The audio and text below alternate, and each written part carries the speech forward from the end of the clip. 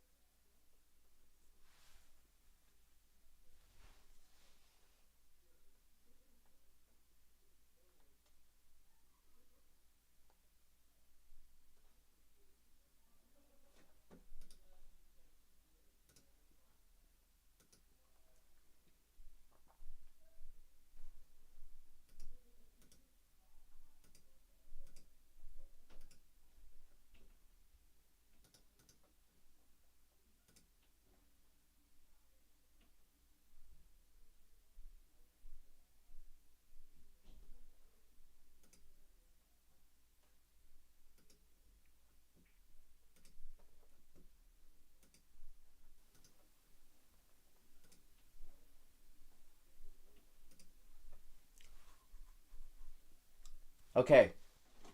It seems to be working. Hello, everybody. Welcome. Welcome. We're going to get started in a little bit as soon as the album drops. I'm going to go get Mitch, who is in the cast of Tommy Rhodes, is here tonight. So I'm going to go get him, and then we'll get started. I'm so excited. Thank you for being here. I will be right back. And in the meantime, you can listen to I'm Not Wearing Black, which is the single which dropped a few nights ago, featuring Gillian Robinson. We're going to hear it, obviously, as part of the album today. But hello, Andy. Thank you so much for joining us. I'm so excited to share this with you. Tommy Rhodes. I don't know if you can see that poster, but it's also, there somewhere on the stream layout over here. Also, let me know if the volume and everything is good. Put in the chat if there's a problem with the balance between the mic level and the the audio of the music.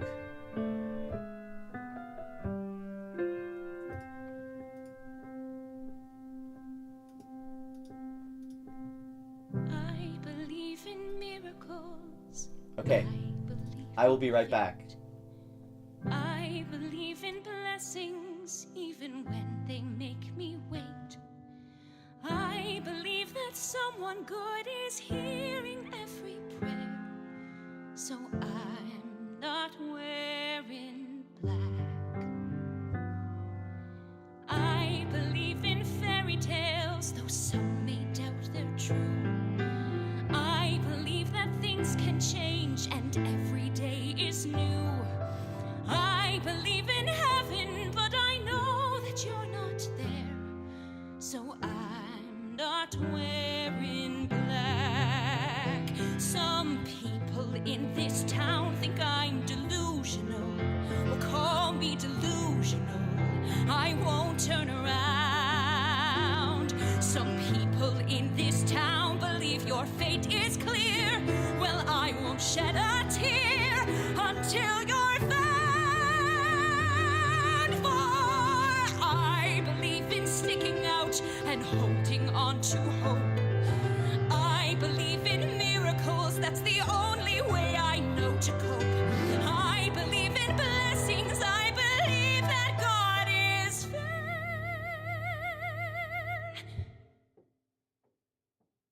So I'm not wearing black. I believe, no, I know that you are coming back. So I'm not wearing black.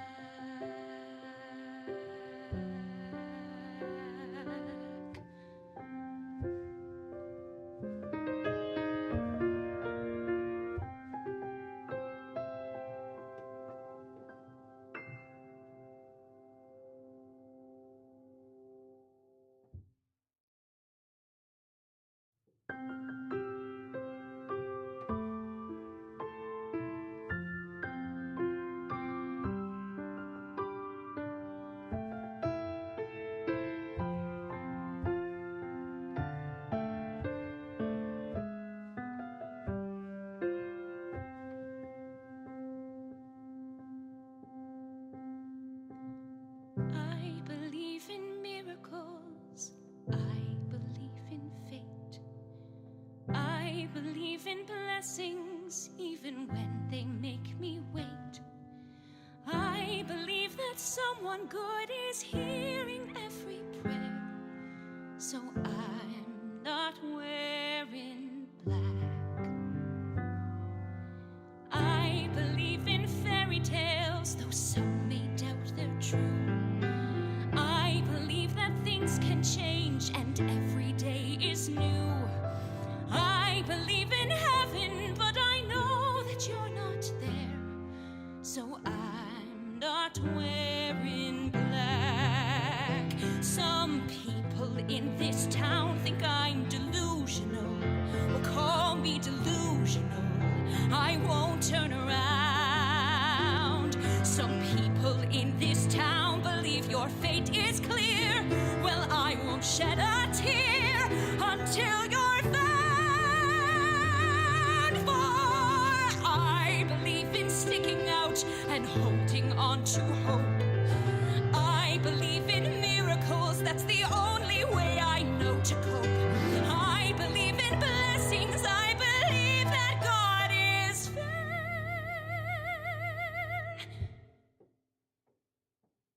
So I'm not wearing black.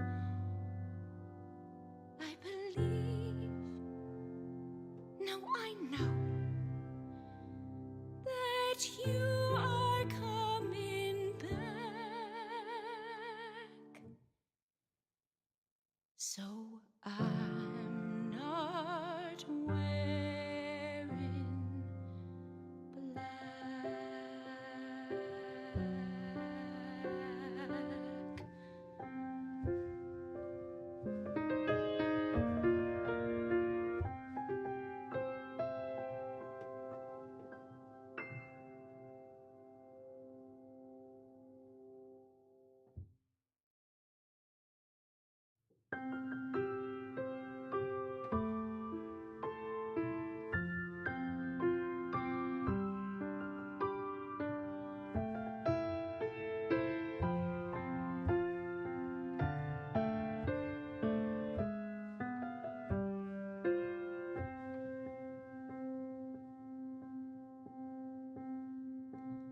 I believe in miracles.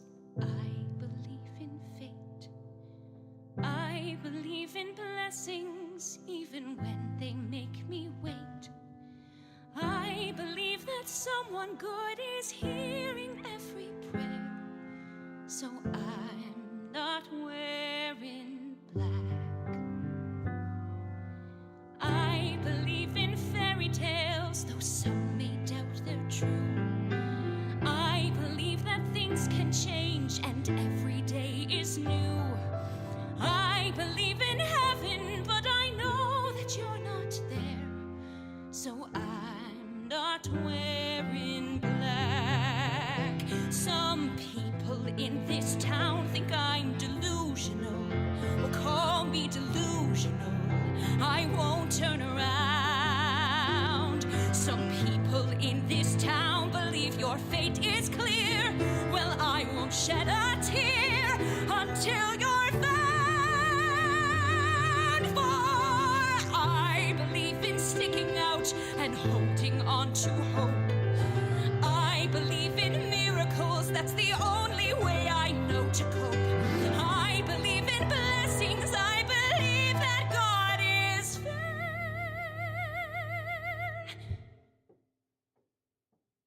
So I'm not wearing black. I believe, no, I know that you are coming back. Can they hear us right now? Now they can. I'm Not wearing How many folks you got in here? Aster, thanks for being here. Even though you can't stick around, I know it's kind of late for my folks who live where we live.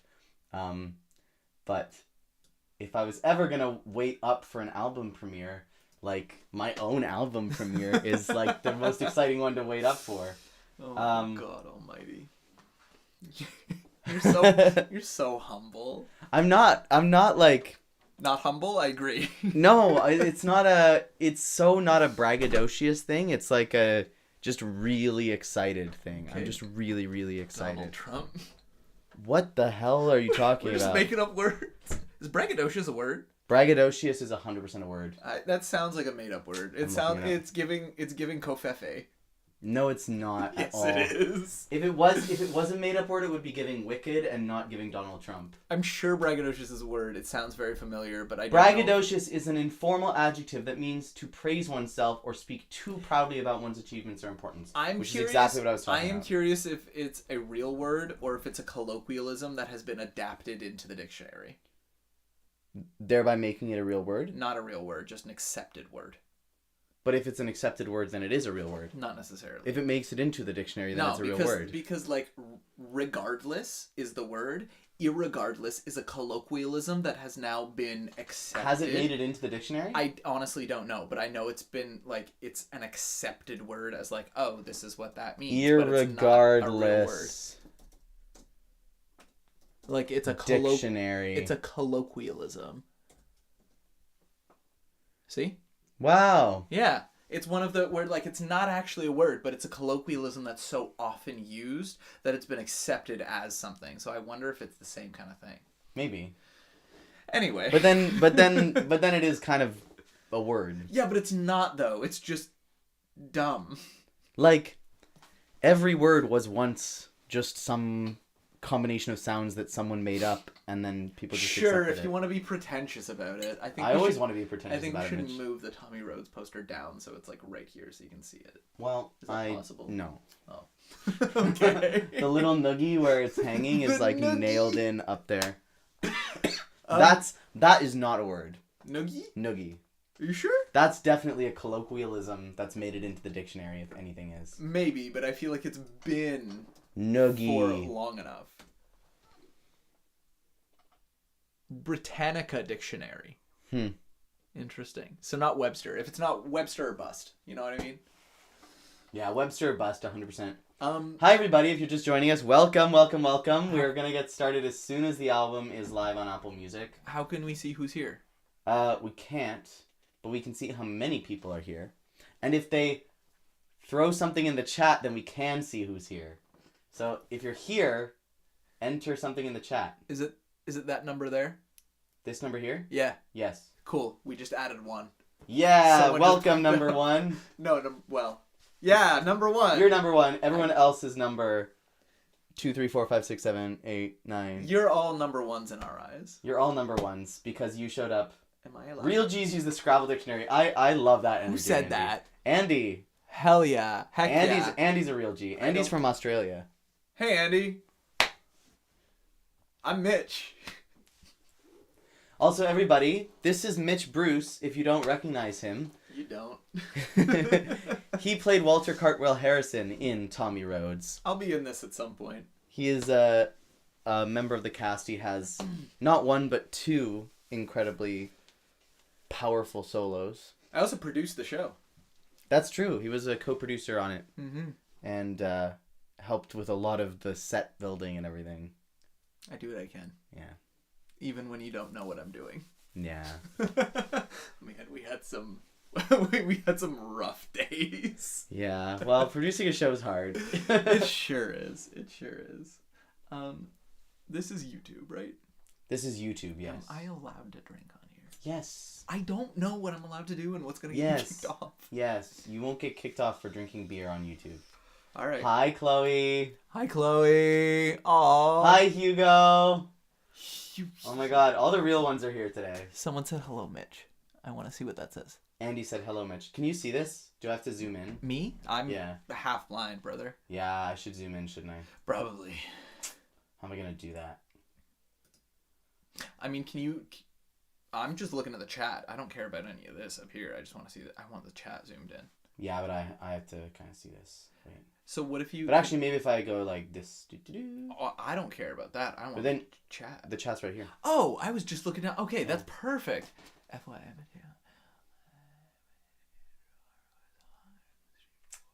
Yes, I figured, yes. Hi, Andrew. How you doing? super delayed due to being upside down. Is Chloe incredibly surprised because I'm here and that's the incredible surprise? Yes. That they're so excited about? I told them there would be a surprise special guest. It's me. Always special. What's on your mind, Mateo? Never I'm a doing a guest Facebook anymore. update to tell all my friends to come join us. What's on your mind? My mind currently is on... Aww. I'm a 10 out of 10 surprise guest. Guys. Can everyone hear okay with me being back here and not actually, like, at the mic at all? Yeah, let us know if there's any problems with audio throughout the whole night. Just, like, as soon as you hear anything weird, send me a message because I don't have anyone, moderating the stream. So... We should select a mod. Yeah. I pick Chloe. Chloe would be a great mod. I think Chloe would be a top tier mod. I feel like they would just be, like, on it. Yo, I feel like a high school drama teacher with this, like, blazer with rolled up sleeves, and I kind of hate it, but I kind of love it. I kind of love it. All I'm missing is I'm missing the elbow pads, and I think that would really make it.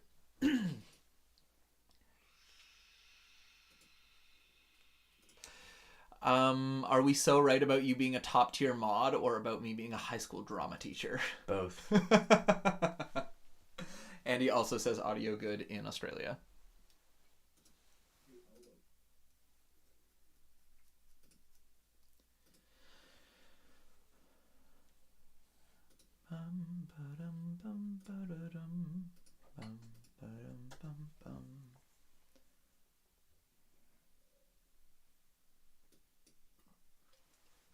Yes to both, thank God.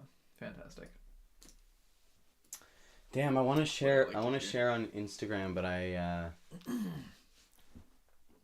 but my phone is being used as the camera right now. Let me see if I can do a...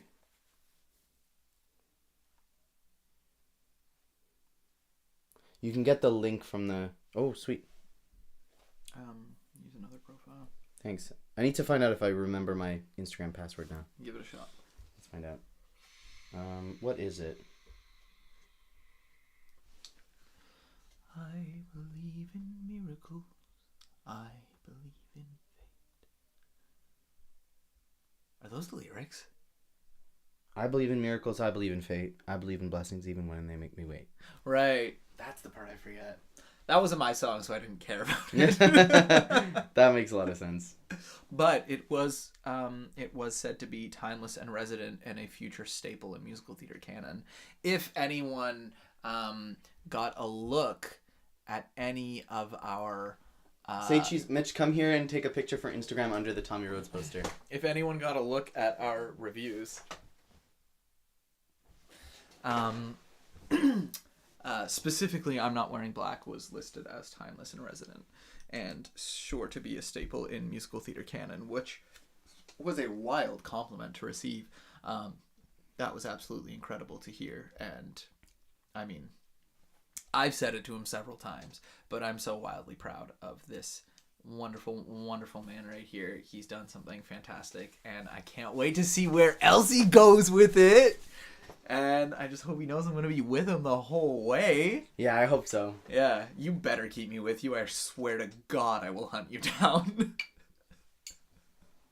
Yeah, that makes sense. Yeah. I want to be the Christopher Jackson to your Lin-Manuel. I want you to be the Christopher Jackson of my Lin-Manuel. I would say, what's his name? Ramos? Anthony Ramos? Anthony Ramos, but without the cheating. Without the cheating on his wife. Without part. the cheating on his Yeah. wife. I would need a wife. If anyone's looking... He's single, ladies. All right, let's not. There's 9 people here. And all 9 of them would be lucky to be with you. Ow. Oh. What'd you do? What'd you I do? twisted and I popped my hip. Oh. He's young and spry, ladies. I may not be young and spry, but I do know how to hang a TV. That's true. Mitch is such good husband material. I keep forgetting the camera's over there because Yeah, all I of the keep like looking data up and here. everything is up here. Mitch is great husband material. Mitch makes me breakfast all the time. He knows how to like You're really fix just a enforcing table. the idea that I'm your husband. In my dreams. Christ almighty, I'm gonna die alone.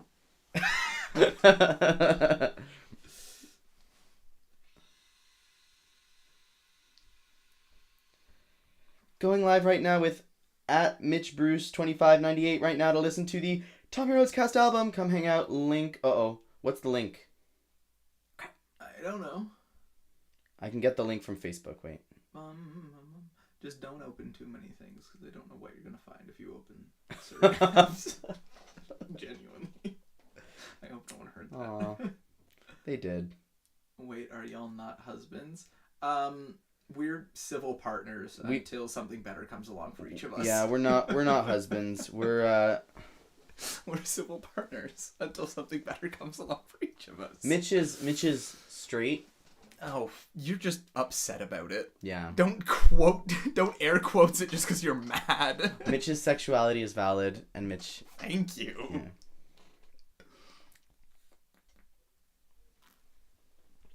Bonus percussion. Bonus percussion? Joint popping is just bonus percussion. Oh, Yeah, I do what 100%. I can. What can I say? Oh, and I want to share to the at Basement Productions Toronto. God almighty. Oh. Okay. Oh, no, but that still means you have to... are you really theater buddies if you're not blurring the lines between friends and lovers? Damn. Andy. You're crazy for that one, Andy. That's That's good. so real. That's unbelievably real. Oh my god. Okay, I have to sign out now. Here, give me. Okay. Do you want to go on Basement Productions? Not right now. I can do that later. Alright. Whoa, Chloe mentioned me in their story. What does it say? I'm not even in this, bro. It's just a... Not even in what? It's just the thumbnail. I was hoping for a cute screen cap of me and Mateo taking a selfie. Yeah, Chloe, do better. God almighty. And you want to be a... you want to be a moderator? Ugh. Get your shit together, bro. You can't say shit on YouTube. Get your stuff together, bro. I'm kidding. I don't think YouTube cares. It's not marked as for kids, so. See? Isn't that nuts? Mm-hmm. I don't know how I feel about that. I don't know how to feel about that either. It makes me a little bit sad. Someone Mitch knows who's our age. Well, let's just not get into it. Well, then why did you bring it up on? Because I brought it up to you. I didn't do this. But they're all here listening. I didn't say anything. I just showed you a screen. I know, but secrets are no fun unless you share with everyone. Who said I want to be fun? Well, I'm going to have fun tonight because tonight is the premiere of the Tommy Rhodes cast album, so you don't have to if you don't want to. Guys, I'm going to look at apartments tomorrow. Everyone wish me luck. Good luck. Because I'm so scared.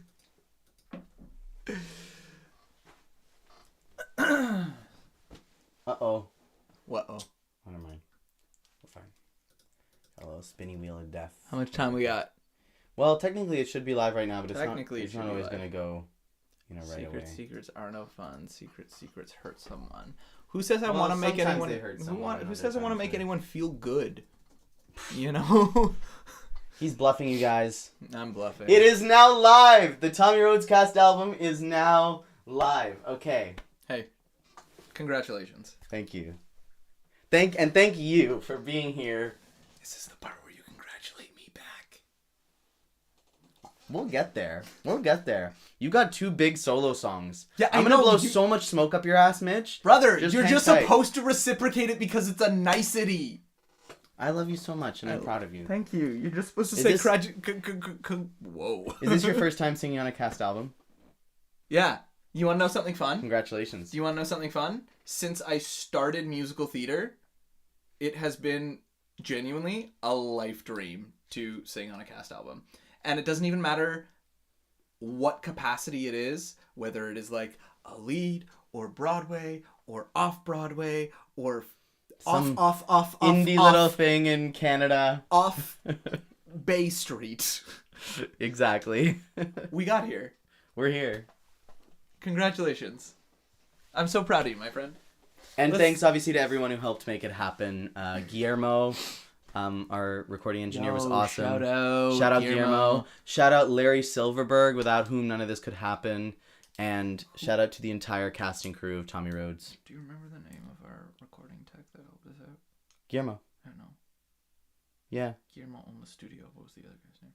Guillermo was the guy who was there. Are you sure? Yeah, dude. Who was the guy that owned the studio? Guillermo also owned the studio. But when you and I were there. After the couch was on fire. And that guy.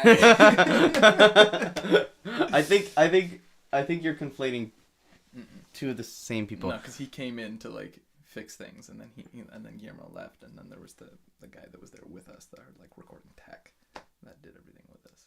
Oh yeah. And I remember his name. And him.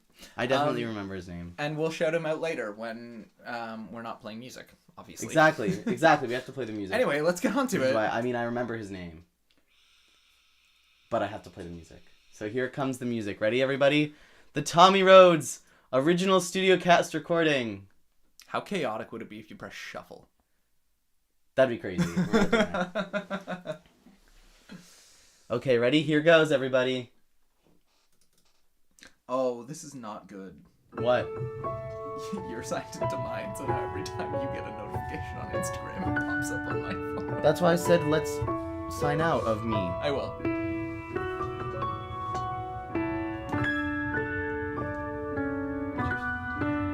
Cheers, Mitch.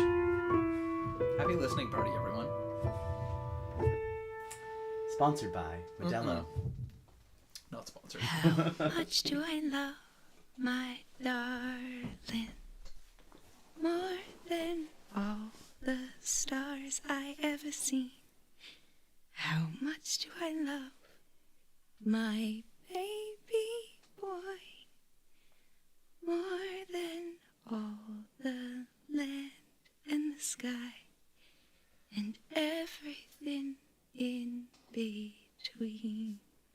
Is it gonna autoplay through? Lights down on Leslie. No more of that. No more of that. And lights up on Charlotte. I hate you. In the present day, going through newspapers and journal articles, trying to find the answer to something. April 14th, April 20th, April 22nd, May 1st, May 2nd, May 3rd. Played by the incomparable Katie Crompton. She heard. What's the truth when the fact is the facts are obscured? Does anybody know the truth about my history?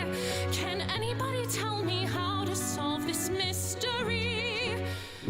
1933, there's a boy in the city and a boy on a farm, and they both disappear. If the crimes are related, well, it isn't quite clear. But then what's weird is the following year, a man arrives in town with a boy who helps him sell his wares. And the mothers of the missing kids both claim the child is theirs. Which one is lying? Which one denying the truth that's right before their eyes? Was that Tommy Rhodes, or is my whole life built on lies? Son of a gun, eh? I'm trying not to swear.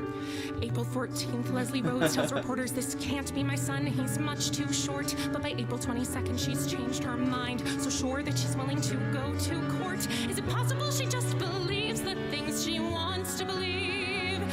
Is it possible she sees the boy she still can't bear to I love this chat. The energy in this chat is Descendant, amazing. I can't pretend it doesn't matter when it does. Now it falls to me to figure out which boy it was. Narrator is, in fact, dropping bars. April 14th, April 20th, April 20. So at this point in the show, Oh, are we like fully doing a breakdown of this as we go through? not like an in-depth breakdown, but I just kind of want to give a little bit of context about the plot for anyone who didn't see the show. Okay. So, at this point in the show, this is the first time we introduce like another character. So Charlotte's pregnant wife Lisa comes in, and she's like, "Hey, did you paint the baby's room today?" And Charlotte is like, "Oh man, I forgot because I'm so busy trying to figure out the answer to this mystery." And Lisa's like, "Why did you like suddenly become so invested in this weird cold case from your family's history?" And Charlotte's like, "I don't know," basically. Yeah, I mean, essentially, Charlotte kind of gets a little cagey about her responses. The long and short of it is they're having this child, right? And she finds out that someone else in her family history may or may not be biologically related to the people he calls parents. Mm-hmm. So if it works out that he's not biologically related to these parents, is it possible that they all loved each other just as much anyway, right? So as we said, Lisa's pregnant. Obviously, Charlotte doesn't have anything biologically to do with this baby. So is it possible for her to love this child the same as she would love a baby that came from her, right? Like what is family? What makes family? Is family who you're born into? Is it who you choose? Is it who chooses you? Is it just who's around when times are hard? And like this is the real what's the word?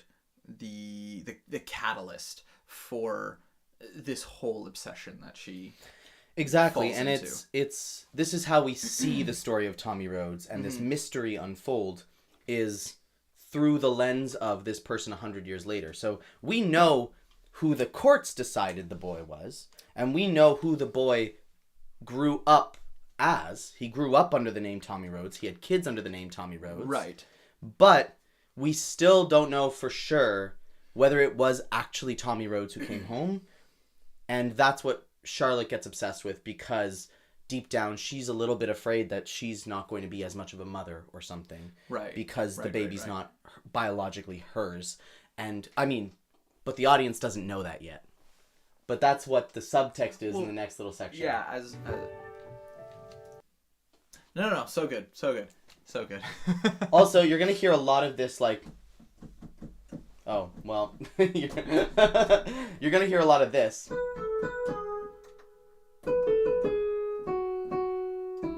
That melody, It's Tommy's theme. That's what I call it. basically, yeah. Oh, Andrew, great question. Is this me on piano? So, I played piano on a I few love of the this. tracks. I played piano on the opening and Charlotte's Soliloquy. So far it's just been me. On mine. You did on mine. I did it on yours as well. I did it on a few of the tracks. But I'll actually say who's on piano for each one, because we had 3 pianists who traded off.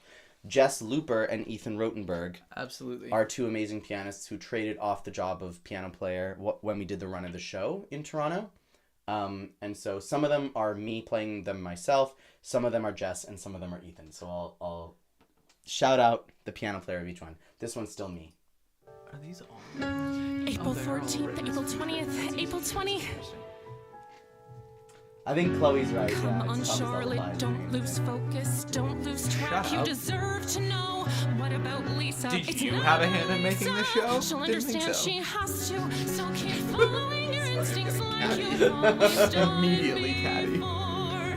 They've never steered you wrong, just trust in them a little more. Don't lose your calm yet, you're not a mom yet. Don't look at the sonogram, 'cause how am I supposed to raise a child when I don't know who I am? Actually, I say really quickly, the fact that sonogram is a rhymed lyric in this is so fantastic. Shut up, someone who's definitely not wrong. I don't recall asking for an opinion, but So- so happy you provided one. So that last line was really important. The don't lose your calm yet. You're not a mom yet. Don't look at the sonogram, because how am I supposed to raise a child when I don't know who I am? And that's basically Charlotte's motivation for the whole show. So this kind of serves as like a weird opening number, because it's a solo, but it sets the tone, and it kind of sets up some of the very complex plot as well. But also it serves as kind of the I want number for Charlotte, and we're gonna get an I want number which is super Leslie interesting as well. Which is super interesting to have so early in a show, because like, yes, obviously, like fantastic opening. It does a phenomenal job giving like the broad strokes of the plot and where to pay attention to, but the subtext of it is absolutely and I want, and I just find it so like fantastically strange that it is essentially, I mean, sure, you have the lullaby at the beginning, but like essentially the opening number of a show also being the I want song for a character is just so like interestingly weird. It's just like, it's not something that's done. I think it's awesome. Well, I think the reason that I think it works, and I think it has been, it's not like this is the first musical to ever do this. Like a good one is Beautiful from Heathers, is Veronica's I Want. Yeah, for sure. It's not really, Fight for Me is not really Veronica's I Want. Fight for Me is more of like a conditional love song, kind of, but I she guess so, only really but... sings it. Veronica's real want is expressed in Beautiful. Same with like... I would argue that, though. We can argue it another time. Yeah, I would It's just going to say make that... a very interesting YouTube video I would day, just say, I'll like, fight you on that. that's the facade, right? She wants to be, like, accepted as a whole, but she wants to be loved for who she is. We'll talk about it. Yeah. Some other time. Let's stay on topic, because Let's keep people are here to going. listen to Tommy Rhodes. Let's keep going. So now We we are going to obviously do a podcast. We're two Keep going, male keep going, friends keep going. in our 20s. Obviously, we're going to start a podcast. In musical theater? In musical theater. So this song is now set in 1930. So as Charlotte is going through the journals and the newspaper clippings, she kind of summons the spirits of Yeah. the Picture... It's a la Drowsy Chaperone. If this was a movie, it would do that weird, like, wavy transition, and everything would be in sepia. Sepia? Sepia? What? I don't know how to pronounce that it. That weird, like, filter that everyone Anyways, ascribes, the song like, is called One Eye Western Open. to. It's sung by Tommy, the real Tommy Rhodes, before he goes missing. The Eminem podcast. Eminem podcast. I love that. It's sung by the real Tommy Rhodes before he goes missing, the little boy, played by Colm Sawyer, who's an... Sorry, I just read, I think Veronica's real desire is to scroll. See, Andrew's awesome. I really like him. Who's twin? Man and man with podcast? Man and man Impossible. Two white men and a mic. 2 white men and a mic. Well, I'm only half white. You're white passing. Kind of. Is that offensive to say? White passing? Yeah. No, I'm white passing. Okay, I accept that as a fact about myself. Anyway, so the real Tommy Rhodes, played by... So the real Colm Tommy Sawyer. Rhodes here is played by Colm Sawyer before he goes missing. The day that Tommy Rhodes disappears, Charlotte is reading a journal entry from Leslie's journal and imagining what that would have been like, what those events would have been like, and that's what we are seeing. So that's how we see the whole show kind of unfold, the whole storyline. So yes. Leslie here is introduced, Gillian Robinson, the iconic, incredible Gillian Robinson, who we're going to hear sing a lot of big notes today. Yeah. And Dante Toccacelli playing Henry. Toccacelli? Toccacelli. Dante Toccacelli. Yeah. So some also like really good lyricism. Is that a word? Yes, that is a word. Some really good lyricism in this in particular. I've had numerous people specifically talk to me about this song and the lyrics. Sweet. The lyrics being like very relatable as parents in particular. So like not only my parents but like several other friends of mine who happen to be parents. But yeah, just some of the lyricism in this song. Just like take note of it, listen to some of the things, and you may find some relatable. I don't want to say quips, but some relatable things that maybe you've heard your parents say to you. Some things that you think would be, All right. Yeah. Ready? Hold still. Why? Because you look like you were raised by coyotes. Come on, Leslie, that's an insult to coyotes. Let me go. Come on, Dad, it's taking forever. Little Tommy Rhodes, you behave yourself, you hear? He's just excited for his first fishing trip, that's all. I can't wait to see the bayou. Do you think we'll see the monster? What monster? Daniel Kleinbond told me there's a monster that lives in the bayou. And that it eats people for breakfast. Well, good thing we're going Hi, in. Heidi. Heidi's think watching it's one of our real? cast members. The monster? Oh, he's real, all right.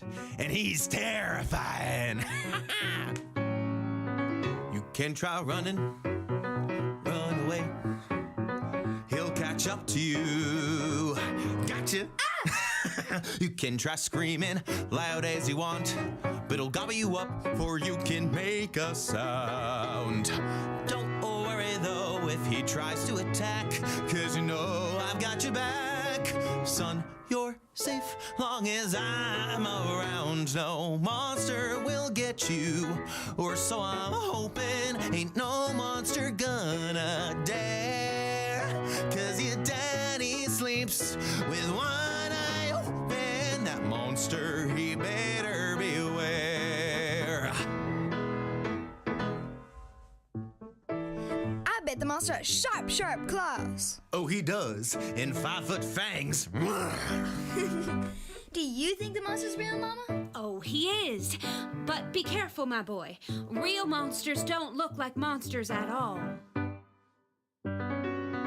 You can try crying your eyes out.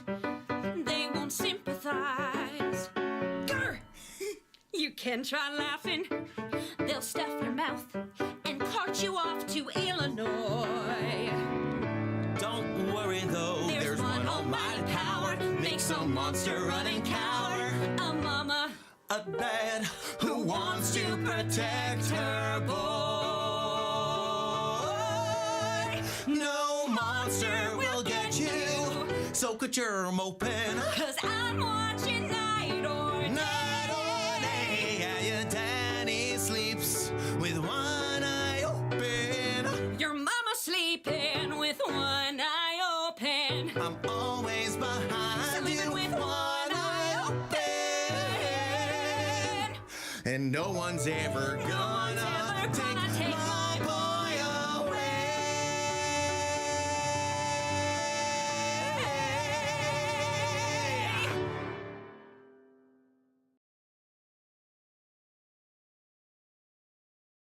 So that was one of the first songs that I wrote for this show. I wrote the first 15 minutes together with Avery Keller way back in 2020. So a few people I want to shout out after hearing that song. The first person I want to shout out is Avery Keller, because they actually brought the idea of the Bobby Dunbar mystery to me, and they were like, this would make a great musical. And I was like, what? Why? But I realized how great it would be as a musical because of two things. The first thing is that it's ultimately a story about a woman who loses her son, and that's so emotional. And any story with those big, big, big emotions is a good story to sing about. And secondly, because it's also a story about a character who's lying to themselves. And anytime a character is lying, and that's a central part of the story, there's some really interesting stuff that you can do with music. Because the lyrics can lie, but the music always has to tell the truth. And so you'll hear some of that later on where Leslie's lying, or one of the characters is lying, but the music is telling you that they're lying. I think there's a couple places too, correct me if I'm wrong, but the melody being sung versus the score is a little dissonant because the music is telling you the truth, but the character is still lying to himself, which is really, really cool to see the contrast between, and when you clue into it, understanding why that is. Also, Matteo mentioned really quickly there, and I'll just reiterate, the story is based on, I don't know if this was mentioned previously, but it is the Bobby Dunbar story. If anyone is interested in more of that, for sure go and look that up. It's a really, really thrilling story, quite honestly. The characters I mean, you'll see in parallel are like pretty similar, like almost to a T. Like some names changed, and all the names are changed, Yeah. and so and some of the events are changed too, and the time period is also changed. So it is like It's it is moved up a inspired generation. by the Bobby Dunbar story. But I just mean like thematically. But if you look at the true story and the characters we have, like they're pretty spot on for how they're depicted, even if it isn't the exact events. But yes, based on the Bobby Dunbar story. But legally, we inspired have by- to say that they're not. they're not the same. They're people. not the same. They are fictionalized versions. Absolutely. That There does are need a to be couple clear. questions Yeah. here that we have. I wanna just finish what I was saying though. Oh, for 'cause sure. I wanted So to. sorry. There are two more people I wanted to shout out. I The apologize. first one of those two people, I shouted out Avely. So the two other people I want to shout out. The first one is Daniel Abrahamson, who's a great Canadian musical theater writer, who I took some, coaching and like one-on-one kind of classes with in the beginning of the pandemic. And one of the songs that I brought to him was When I Open. And before I worked with him, When I Open was very like classic, musical theater, contemporary musical theater, because that's what I knew how to write, the like.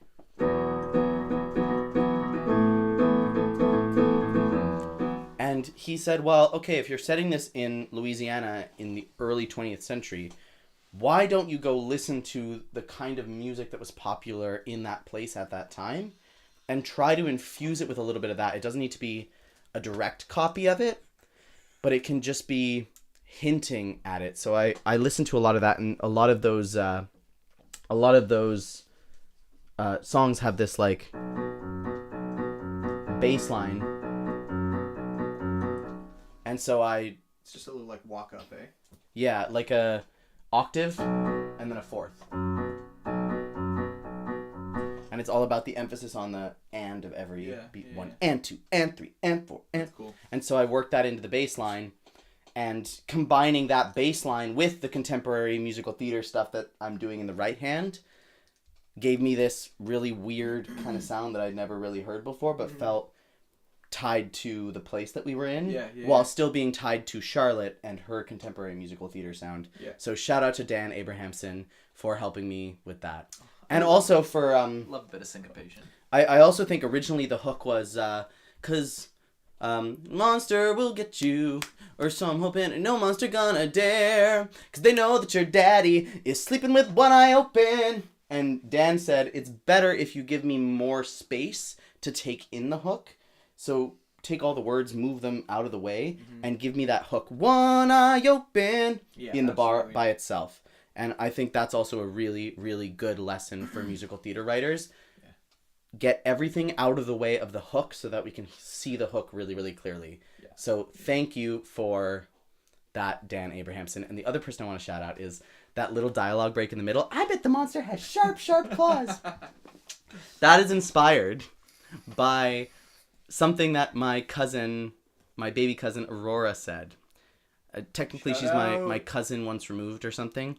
She's my cousin's daughter, and she's 5 years old now, and she was like 3.5 when she said that or something. She was talking about velociraptors. She was learning about dinosaurs in school, and she came home and she was like, it's a Belobsteraptor. Sorry? A Belobsteraptor. A Belobsteraptor. And it's a big, big, big, big dinosaur with sharp, sharp claws. And so Aurora's actually here right now. She's upstairs sleeping. Gabby and her kids are here for Christmas. So She unfortunately did not get to stay up for the premiere. But it's because she stayed up too late last night. she stayed up too late last night. So it's her own fault, really. So shout out to Dan Abrahamson. Shout out to Aurora. Shout out to Avely Keller. But before we move on, Yes. there's a couple of questions that we have here. I don't know if we can hit them quick. Okay, yeah. So the first question is from Twin Tree. Hi, Twin Tree. Twin Tree says, congrats on the work. This is big. Thank you. Is it being performed anywhere in person? So it was performed in person in Toronto in June. But I would love for it to be produced somewhere else. Yeah, for sure. I would love for it to be produced all over the place. Likewise. And licensing rights are available. that was a big I'm also submitting it to a bunch of festivals and stuff. That was part of the inspiration to, you know, go through and actually put all of the work and effort into this album. Because, you know, like, it is a serious show. It does have the potential to get many places. Yeah. And it just, having the material to be able to present to anywhere is such a big aid. So again, thank you to Larry Silverberg and Guillermo for, you know, getting this going. Yeah, because the plan is we're going to just send this album out to Basically. everyone with a theater in North America. So if you're associated with a theater in North America. The legally distinct Bobby Dunbar. The story of a boy And, who's legally not And Bobby Chloe asks, what was the last song you wrote for the show? The last song I worked on for the show, I will say, is Something Ain't Right. And funny enough, the last song I worked on, also the first song I worked on, it was right at, like, Oh yeah, very, you very helped close. me. You helped me. I didn't know what you were talking about for a Yeah, second because very you close helped to with the a end. lot of the show. Because Yes. like one of the last things I did before we went into rehearsals was I sat down with Mitch for like a full day, and A full weekend. We were there for like and just Friday went night, through the Saturday, entire Sunday. script top to bottom, and Mitch was like, "I don't like that line," and I was like, "You're so right," and I fixed it. So the last song I worked on, oh, awesome, Chloe, you're gonna listen anyway because you're in here, so you don't have a choice.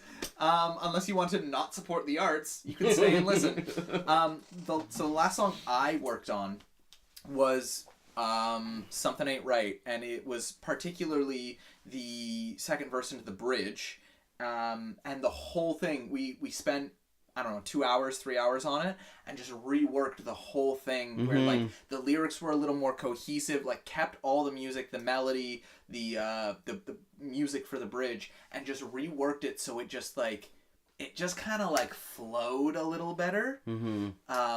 You came up with the idea of referencing the hat. Yeah, which which brings us to The Water in the Bayou, because Yes. The Water in the Bayou is the next song, and this is what happens right after Tommy disappears. I want to shout out Nellie Bateman, actually, and Emily Heiser, who helped a lot, actually, with this particular song, because originally this was kind of a comedic song for the townspeople, and what I realized, because what Nellie and Emily realized that they said to me after the first time we read it through together was that because the townspeople have a kind of comedic song after Tommy disappears, the vibe is that the townspeople aren't really deeply affected by it. And so we don't understand why the townspeople turn against Francis in the show later. So it was really, really important to make sure that we understood how much this was impacting the town. And so I threw out the song that I had written that was comedic, and I replaced it with this very kind of sincere ballad. And it's now one of my favorite songs in the show, and it's called The Water in the Bayou. And it's interspersed with all of these scenes between Leslie and Henry and the sheriff, and they are looking for the boy, and then they gradually decide to give up the search. Does it have a different name in the score? In our score? I feel like I think in the score it was called If It Was My Boy. Yeah, okay. Yeah. I didn't look at the score, and I also just like glanced at the breakdown. I was like, one of these things is not like the other. I'm pretty sure it is actually called the before version, just out of curiosity. Well, it was like Oh, I don't even remember like the lyrics. The music was the same. The melody and the bridge were the same, but the lyrics were very different.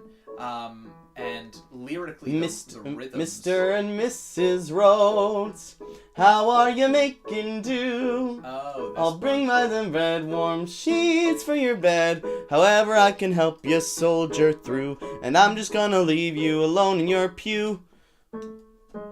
'Cause even though I wish that it weren't true, Mr. and Mrs. Rhodes, right now I'm glad that I ain't you.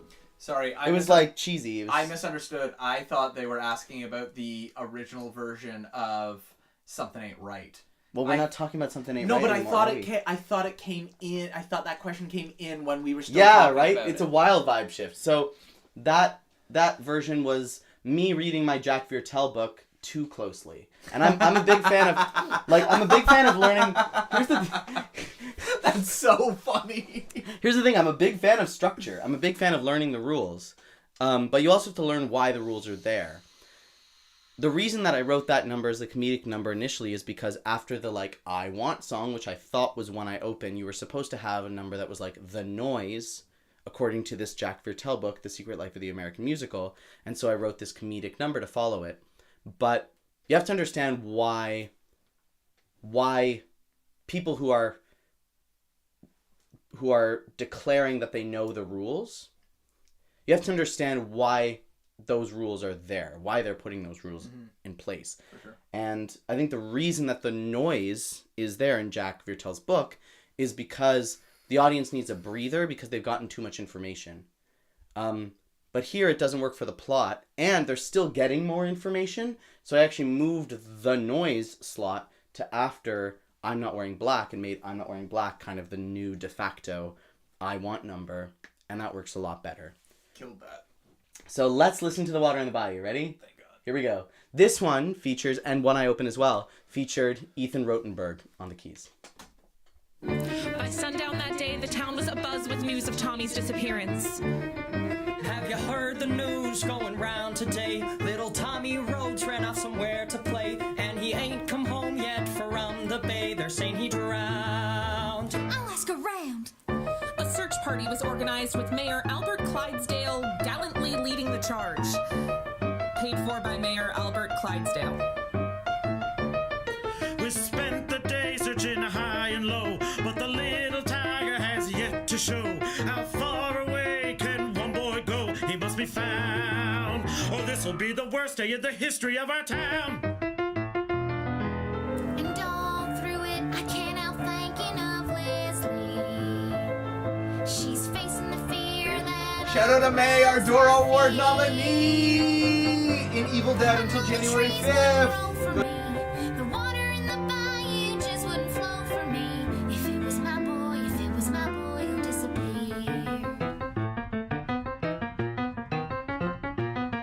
It breaks my heart, I'm a mother too. I just can't imagine what she's going through. Poor Leslie Rhodes, if I was in her shoes, I got no clue what I would do. Have you heard the news about Tommy Rhodes? In a town this size, that kind of news explodes. Feels like we aren't safe in our own abodes, 'cause this is where perfect healthy children disappear into midair.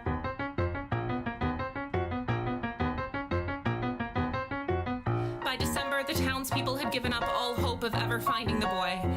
It was the most depressing Christmas the town had ever seen. And all through it, I can't help thinking of Leslie. I wish I could help, but what would I say?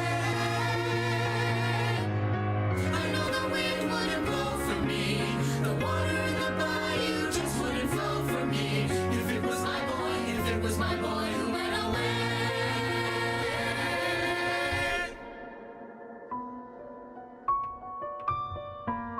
That right there was one of the hardest parts to figure out for the cast album because there's such a big scene in between in the original.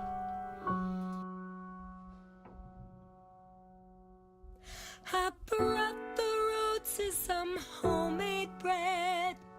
I washed their linens and made their bed. I hope they've got better times ahead. Poor dear, been gone a year. These days they spend all their time in church. The sheriff's team left them in the lurch. You didn't hear? They called off the search. Is that right? Well shot. I thought they might. And now I can't help thinking of Leslie. She fought for a year just to pay the final cost. I know the stars wouldn't glow for me, the sun wouldn't shine, and the clouds wouldn't snow for me. The water in the bayou just wouldn't flow for me. If it was my boy, if it was my boy that we lost. If it was my boy, if it was my boy that we lost.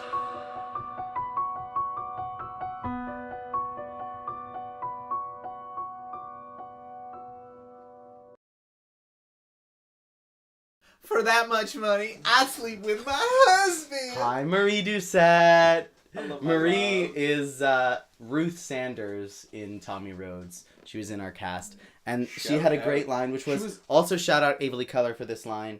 It was a line where they're talking about how high the reward money has gotten. Mm-hmm. And it's up to $1,000. In And Ruth 1930, Sanders let's goes, remember that. in In 1930, and Ruth Sanders goes, for that much money, I'd sleep with my husband.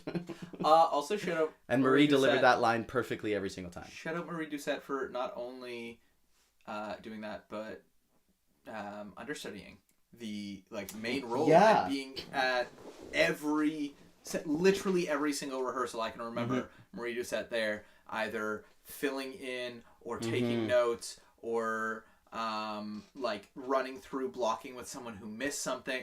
Every single rehearsal, She shout knew her out. stuff. Yeah. Hot damn. She was amazing. She understudied all the female leads, and she could sing the crap out of them too. We should have a whole separate Tommy Rhodes original studio cast recording just featuring Marie Doucette on the...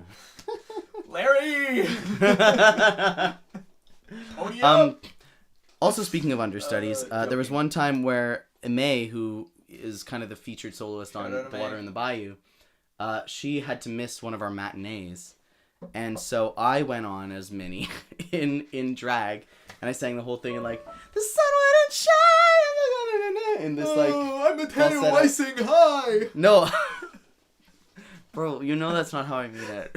Yeah, it's a little how you mean it. No, it's not. It's isn't this the stupid thing I did? But now you're making me feel No, bad but you for know bringing what? it up. In all sincerity, for as serious as the show is, the drag not only didn't take away from the intensity, but added a really nice lightness that I think people were craving at one point. And I think it was really effective, and it wasn't caricature-y like Chicago, like Mary Sunshine. Yeah. Very much oh, this is funny because it's a man the whole Yeah. time. Very much just oh, it's a character Yeah. who's a woman who happens to be played by a man. Yeah. It worked really, really well, which, quite frankly, I personally was surprised by.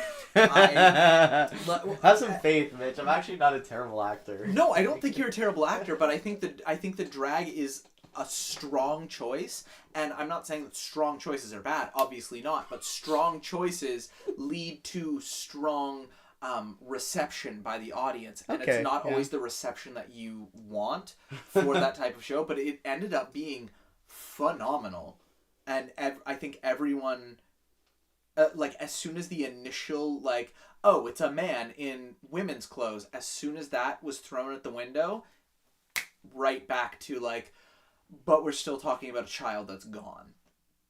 It didn't take away from the show Yeah. nearly as much as I thought it would. Well, So, and I bravo tried to you, play it in very all honesty. sincerely. Yeah, bravo to you for keeping that as true as you did. Thank you. Absolutely. Next song. Drag version on the deluxe album. So actually, Andrew, the original demos for this show, I recorded all of them myself, and so if you want to listen to them, you can. And for a small nominal fee. no, literally, they're joking. If you I'm look up joking. on my YouTube channel, I have in-depth analyses of almost all of the songs from Tommy Rhodes.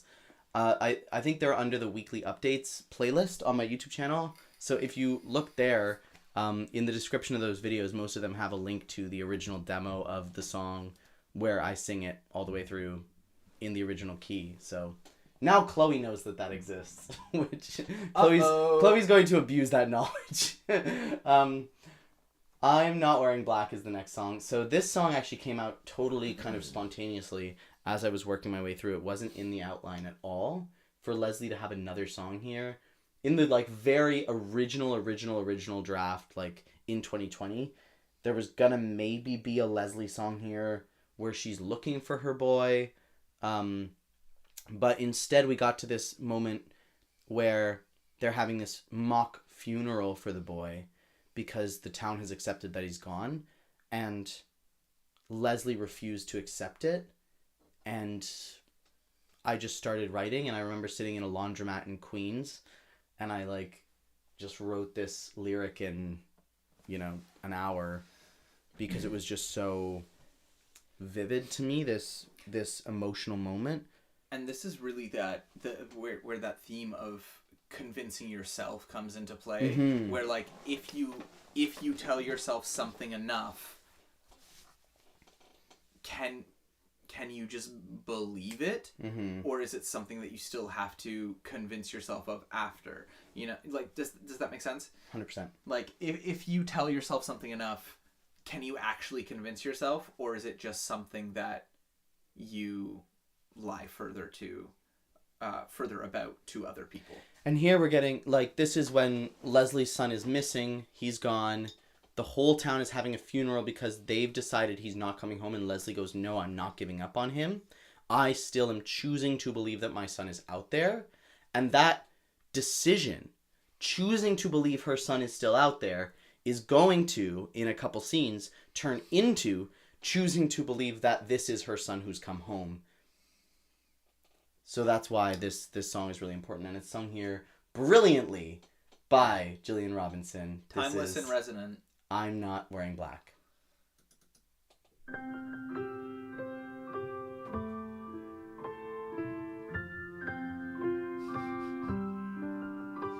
Chloe, do you still have the Tommy Rhodes shirt? She took your Tommy shirt? I think they took my Tommy shirt. They took your Tommy shirt? Yeah, I'm gonna Hot damn. This is I'm Not Wearing Black featuring Gillian Robinson. I believe in miracles. I believe in fate. I believe in blessings, even when they make me wait. I believe that someone good is hearing every prayer. So I'm not wearing black. I believe in fairy tales, though some may doubt they're true. I believe that things can change and every day is new. I believe in heaven, but I know that you're not there. So I'm not wearing black. Some people in this town think I'm delusional, or call me delusional. I won't turn around. Some people in this town believe your fate is clear. Well, I won't shed a tear until you're found. For I believe in sticking out and holding on to hope. I believe in miracles, that's the only way I know to cope. I believe in blessings, I believe that God is fair.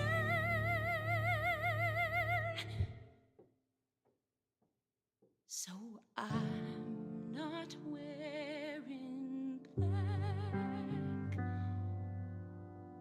I believe, no, I know that you are coming back. So I'm not wearing black.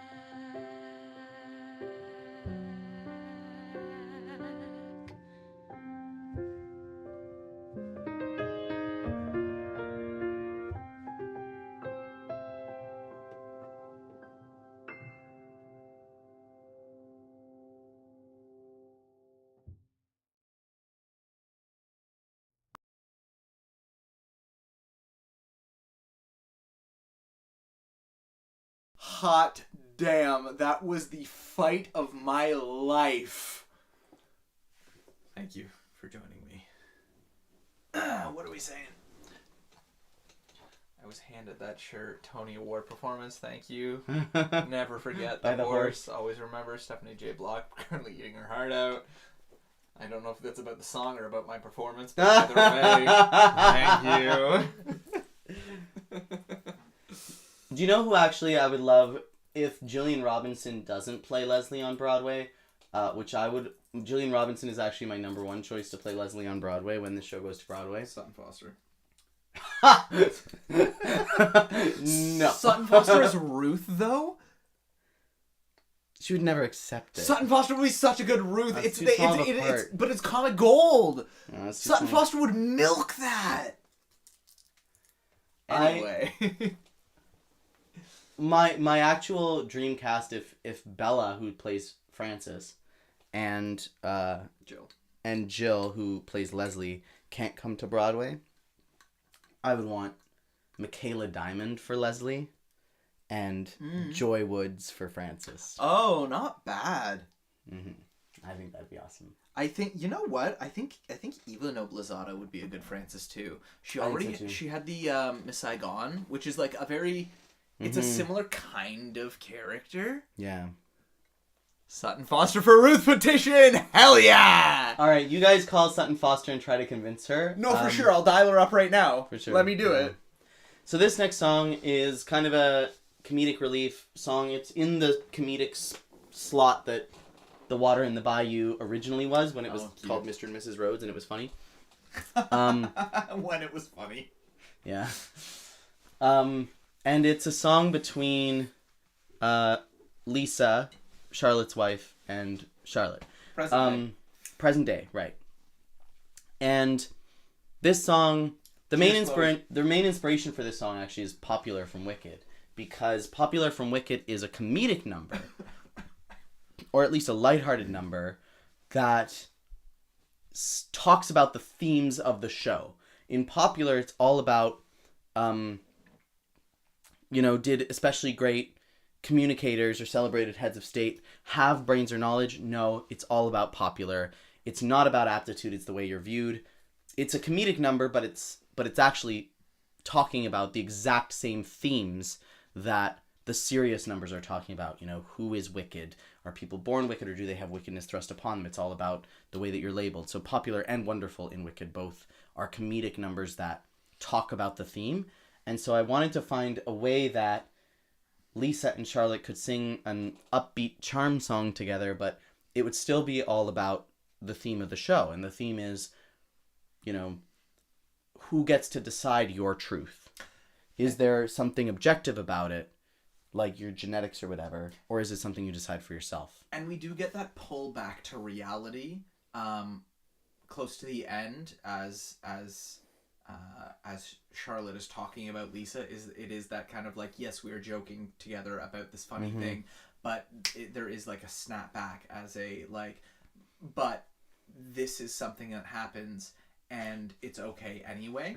Chloe's reading me to filth in the chat right now. This just wild. Who would have guessed? Mateo, Wicked, never. So this is Little Quirks, everybody. And this is the first song. Yes, Andrew's got zingers. I'm a big fan. So this is the first song that we recorded on the cast album. Really? Yep. I didn't know Featuring Jessica Looper on the piano. Shout out, Jessica.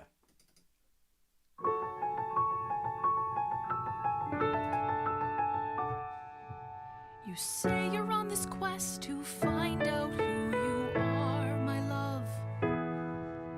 But maybe you don't even need to look that far, my love. Charlotte, I know you. How can I show you?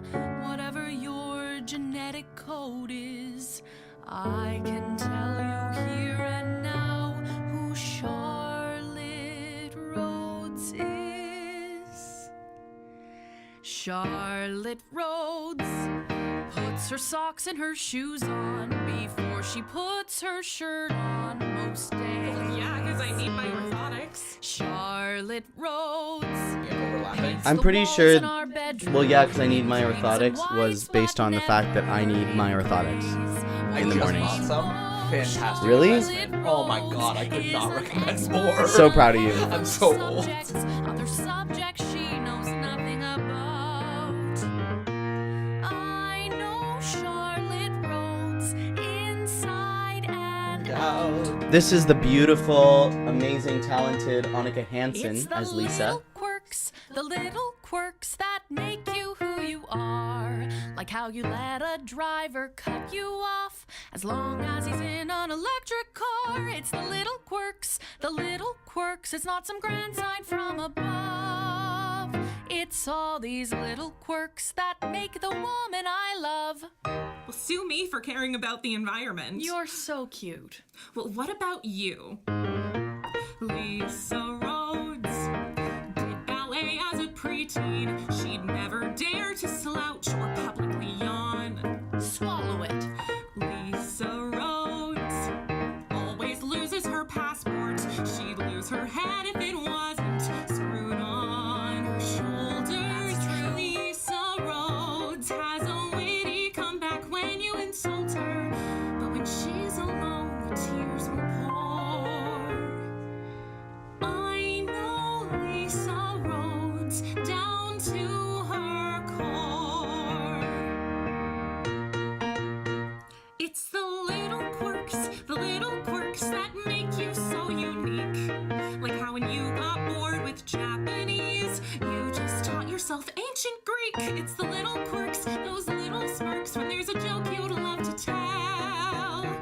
It's all those little quirks, and babe, I know you so well. I could pick you out of a lineup of 1.7 billion clones. Okay, so that line, 1.7 billion clones, that's the number of clones that are in the Clone War. It's a fun little tidbit for nerds. You're welcome. That's my You idea. wouldn't need to spit in a vial. It's So the that line little is important. quirks, You wouldn't need to spit in the vial. That's the like how goal, you right? fiddle with your That's ring. Lisa's objective in singing this song is Like she's how trying to you get Charlotte never to break your give up on this promises. Like how we genealogy tell each obsession other and focus on everything. taking care of her pregnant It's wife. that thing you do that Andrew loves that. always Thank you. works Also a cold when case I'm for your cold case, stressed Madonna. I love Yeah, that. Love that. calm. Yes, this is It's about all lesbians. these little quirks I don't know if it's about lesbians, but they are lesbians. Two of the leads are lesbians. Mom. And that's And how slash you know. or they are two women and slash or femme presenting non-binary folks in a sapphic relationship. And that's how you know this song takes place in modern times. Right. Also the Star Wars references. The Star Wars reference. Anyway, so that ending there with the something I think is very, very, very important in everything I write is musical motifs. And it starts, Little Quirk starts with Lisa taking the... It was a burp. You good? Yep. Little Quirk starts with Lisa taking the mystery theme that Charlotte's been singing the whole show. Lisa takes that and kind of uses it against Charlotte a little bit. And, well, they do live together. They do live together, but they're also married. And pregnant. And one of them is pregnant.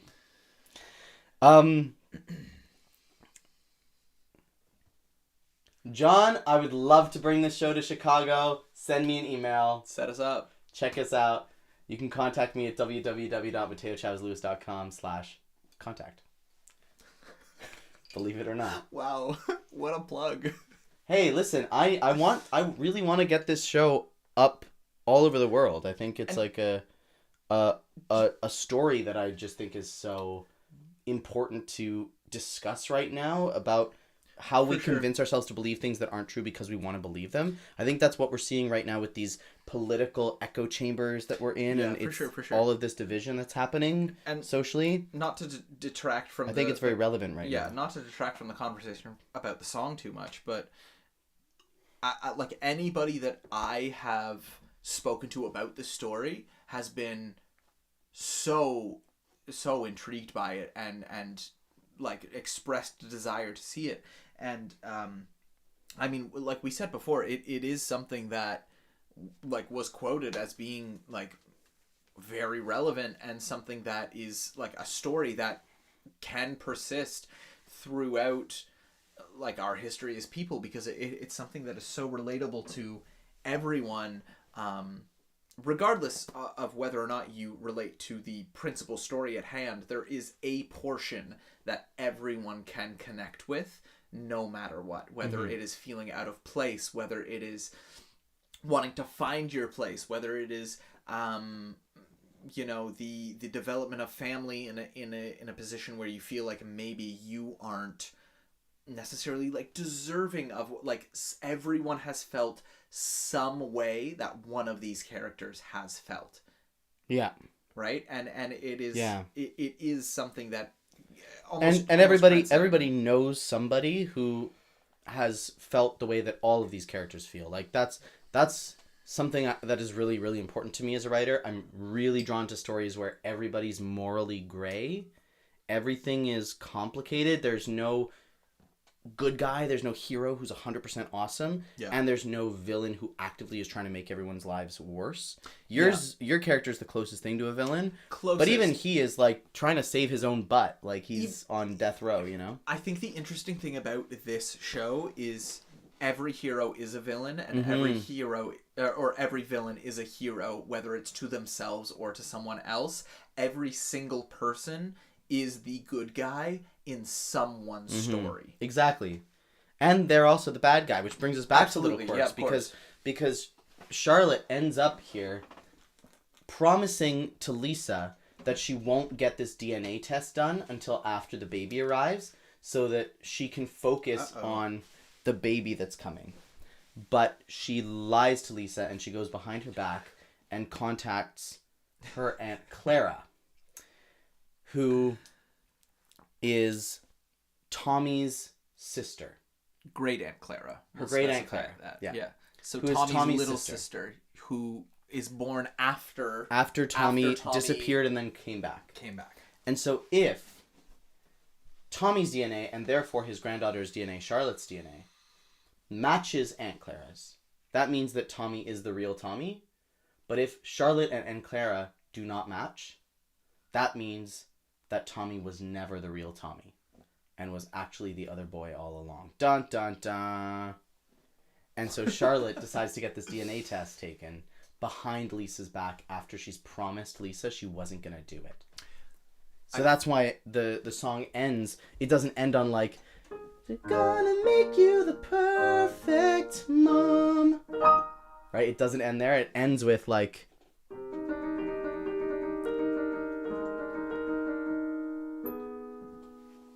Right. Yeah, absolutely. ooh, the mystery theme comes back. Charlotte can't rest until she knows the answer. John said something here that I really, really like, the like the chamber aspect. I think it was really, really effective for, at the very least, the first iteration, this first go at the album. I agree. It's very it gives an intimacy to the show that I think is almost demanded. I don't personally, I don't think that it needs just a piano all the time. I think a small band would work quite well. But yes, it adds to a really nice intimacy of the intensity of the themes. Yeah. Well, thanks for that comment, John. I really appreciate you saying that, because I was a little bit iffy about putting out just piano on a recording. That was a big conversation we had. Actually. Yeah, it was a big conversation we had, because I was worried that it was going to kind of feel like we were skimping out a little bit, but I think that the intimacy of it does work. The only thing that I would want for a future production is I would really want some like guitar, banjo, mandolin vibes. I think some percussion would be and a little bit of percussion just to give it that energy. Even if it's just like a cajon. But the plucked strings, the guitar, the mandolin, the dobro, like those traditional like Cajun instruments, absolutely, to set us in Louisiana. Yeah, wow, Thank you, John. That's exactly the kind of vibe that we're going for. Or Yeah. when I think about a cast album that's just piano and singing, I think about Elegies, which I listened to a lot growing up and is kind of a big influence on me. I could not agree more with this. With like Daddy Longlegs. Yeah. Absolutely. Daddy Longlegs cool is great. That's cool. Shout that's a out cool Daddy comparison. Longlegs. Also, I just love this. I love this back and forth between Andrew and Chloe. Can I just say? Anyway, what do we got next? Next up is Something Ain't Right. So now we go back in time to 1930. We're back in the Tommy's Missing story. And Mayor Albert Clydesdale knocks on the door and says, "Leslie, my boy." Nope. Yes. Let me try again. Yes. "Henry, my boy. There you go. We found him. We found Tommy." And he brings in this boy who looks kind of like Tommy, but is Shorter. a little shorter quiet. and scared and timid and quiet. Remember how spunky Tommy was? The monster's sharp, sharp claws. This boy is not like that at all. And he's covered in dirt, and he won't talk. He doesn't seem to recognize anybody. But the mayor insists that this is Tommy. "Rhodes, come home. What a great day for our town." I think it's also important to note that I don't believe it's in the recording, but one of the like sub scenes that Charlotte, one of the narrations that Charlotte does, explains that Tommy comes back with a really severe case of PTSD, and that is what is hypothesized to have led to his lack of speech. That's a diagnosis that didn't exist at the Right. time, but that Charlotte is imposing in retrospect From context just clues. from context clues of Yeah. like, oh, this boy clearly went through something really messed up. This song also references a lot of the sub scenes in the song "Water in the Bayou." A lot of the scenes that are not in Right, the right. soundtrack here, where it is Leslie and Henry talking to the sheriff about how Tommy was wearing a straw hat. If he did disappear in the bayou, there would be a straw hat floating on the water, or he's small enough to like possibly have been eaten by a gator, like things Yeah. like that. It references several of those things in this, so anything that feels a little bit out is in there for a reason. It does make sense in the context, and if you, For example, like the Suspend your line "he disbelief. could use a new hat" Right. is in reference specifically to the fact that Henry tells the sheriff he was wearing a little straw hat when he went missing. that notably was And that- given to that him motif by is gonna- his father exactly. that morning. And that motif comes up a lot throughout the show, the motif of the straw hat, and it's going to be at the very end of Henry's arc as well. And we should remember to talk about that. But if we forget, it's in the Water in the Bayou reprise. We'll get it. We'll get there. One of us will remember. And if not, someone remind us when we get to the Water in the Bayou reprise. We gotta keep going. It's already after Yeah, 1. yeah. We gotta chug along because we'll be here till 3 a.m. Which I would do, but Something ain't right. The last thing that is important to know before we get into this is that Tommy went missing while on a fishing trip with his father. correct. And so Henry blames himself a little bit for Tommy's disappearance. But Henry sees this boy come home who isn't Tommy. And he's like, oh man, something isn't right about this boy. And he knows deep down that this isn't quite the correct. Yeah. Just literally type straw hat in all caps when we get to the Water in the Bayou reprise, which is track 16. So this is sung by Dante Toccacelli. Shout out Dante, my buddy. Something ain't right, something is off. Something in his eyes, his shoulder, what is it? Something is playing tricks on my brain. I'm just being silly, I know. Maybe I'm nuts, maybe it's nerves. Maybe I should give him the chance he deserves. He's familiar enough, and he's had it so rough. I guess it's not unheard of, boys grow. But the Tommy I knew was louder and bolder. And where is the mark that was there on his shoulder? It's taken so long, he's much older, but even so, something is telling me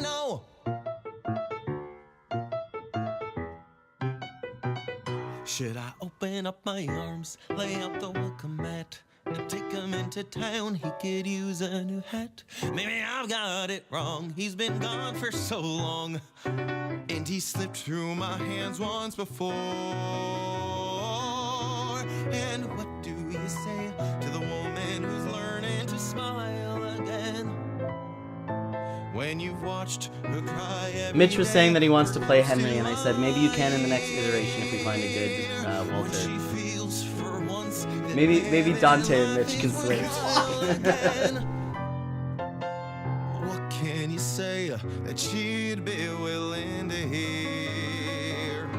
You look at what's right, you see what makes sense. You try to play along, letting down your defense. You see her so happy, and it sets your heart aglow. You say he's back, and you wish you could just let it go. But somewhere deep down, you know,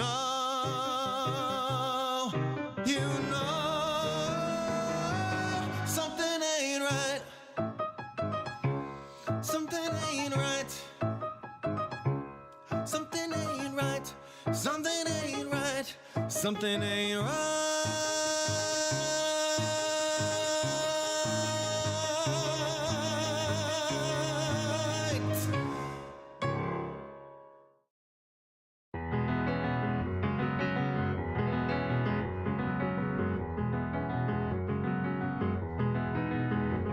Arm up. There's a good boy. I know it's cold. Please, I gotta get you It clean. segues right into this song in the show. Other arm. This is Leslie washing, Can't you say bathing something, the boy who came home, Don't just sit there and like trying a to convince statue. herself It's unnerving. that it's actually her boy come home. After 2 years Looking missing. at, what do you see? Is this how you remembered your bedroom to be? Tommy, Tommy, Tommy. Look at you. There's a cut on your elbow that was never there before. Missing tooth. Gosh, you're bruised here when I press it. Is it sore? There's so much mud under your fingernails. Tell me, where have these little hands been? Mama's here, my darling. Mama's gonna wash you clean.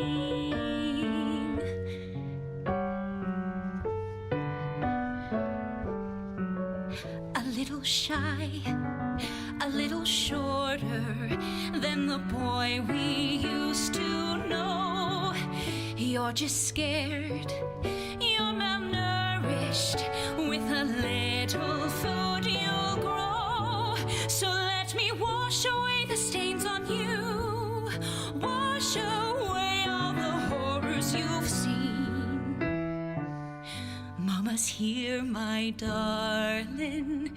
Mama's gonna wash you clean. We can't erase what we've been through. There are some scars that won't go away. You've come face to face with your deepest fears, and darling, so have I. But if you stay this time, we can let the water run. I'll be your mama. You need your mama, and I need you too, my son, my son.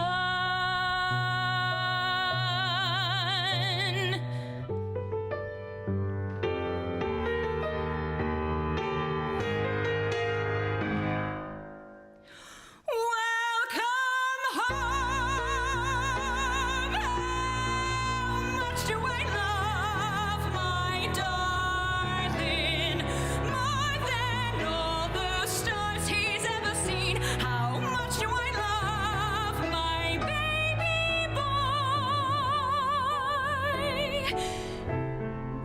Look, you're clean.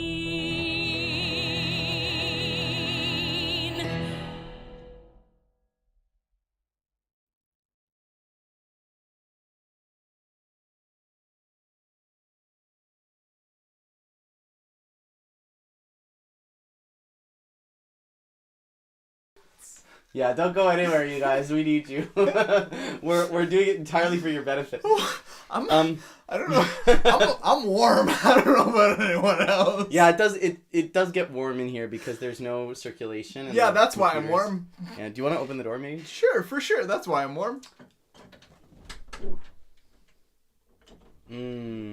Air.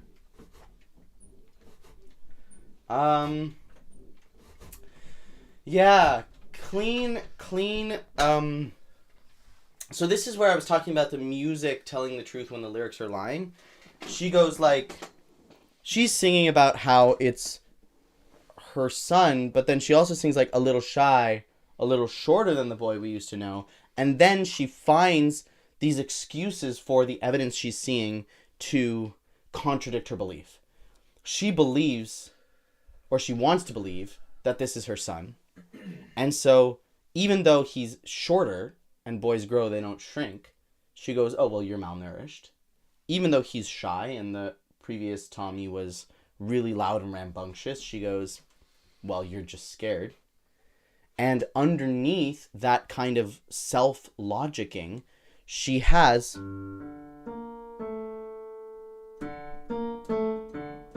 the exact same notes from Something Ain't Right.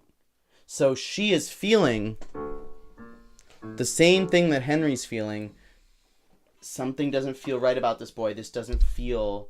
I'm not feeling the connection that I felt. I'm not feeling the instinctual pull to this kid that is like, yes, this is my son. But I'm trying to convince myself out of it. And then I resolve that, like... I resolve that into... I forget how I do it, but it's in the sheet music. And then I end up on this, like, lovely D major chord. So she takes that doubt that she's hearing and then musically...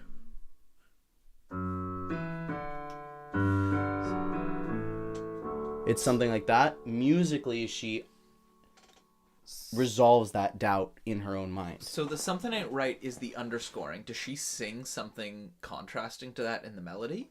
Or is she following the notes? Out of curiosity. She's singing in D major, basically, but the Something Ain't Right theme is in D minor. So there's that. Okay. So it is just like a musical contrast, like in layman's terms, between happy and sad. Yeah. Basically, yeah. The melody, if you're gonna spell it out, the melody is in a minor. The melody's in a major. But the underlying music is in... The underscore is in a minor. Minor, yeah. And the melody she sings is in a major. Hot take, this music is kind of good. I couldn't agree Thanks, more. Andrew. Only Appreciate kind of, that. though. Like, don't pump his tires too much. He's still got to get through this door afterwards. You know what I mean? Anyway, what's the next song?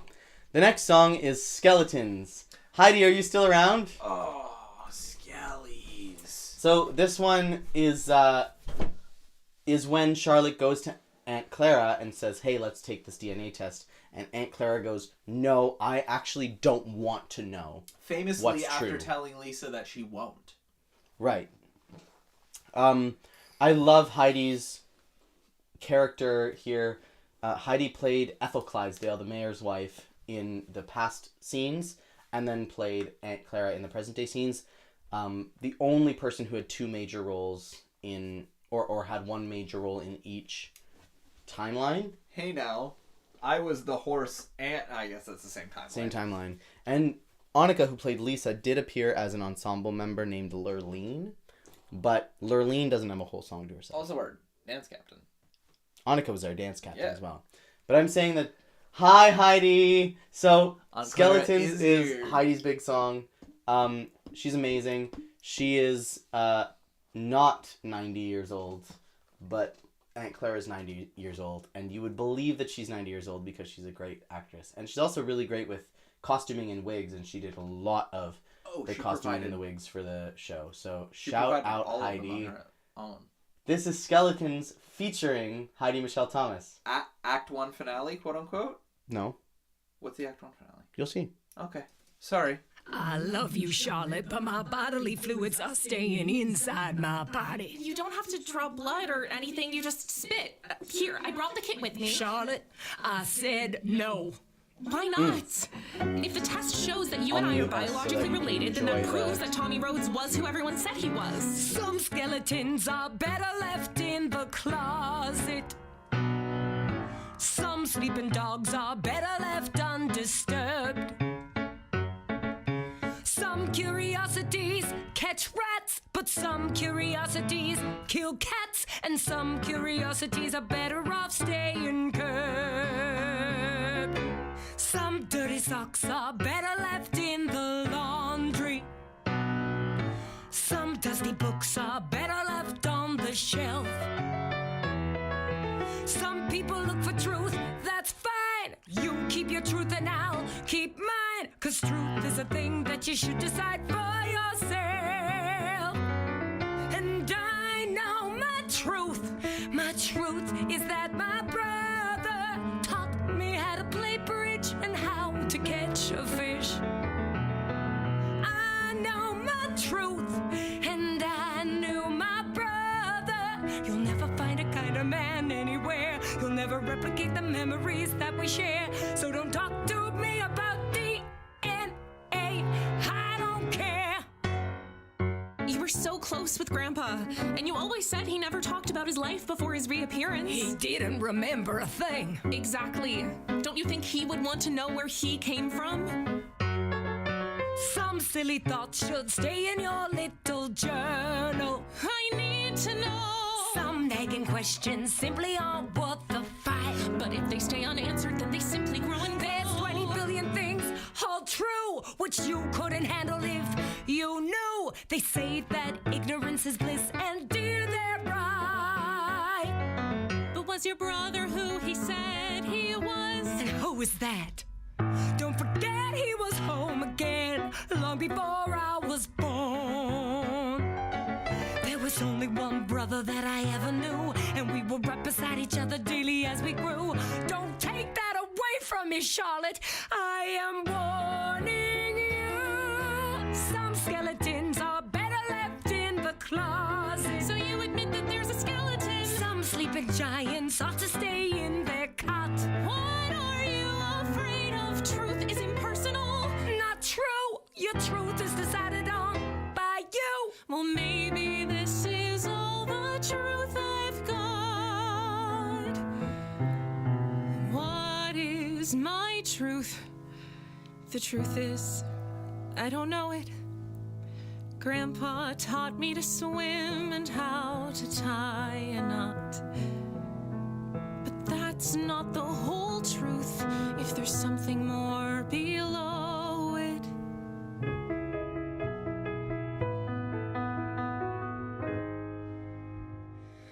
I'll give it some thought.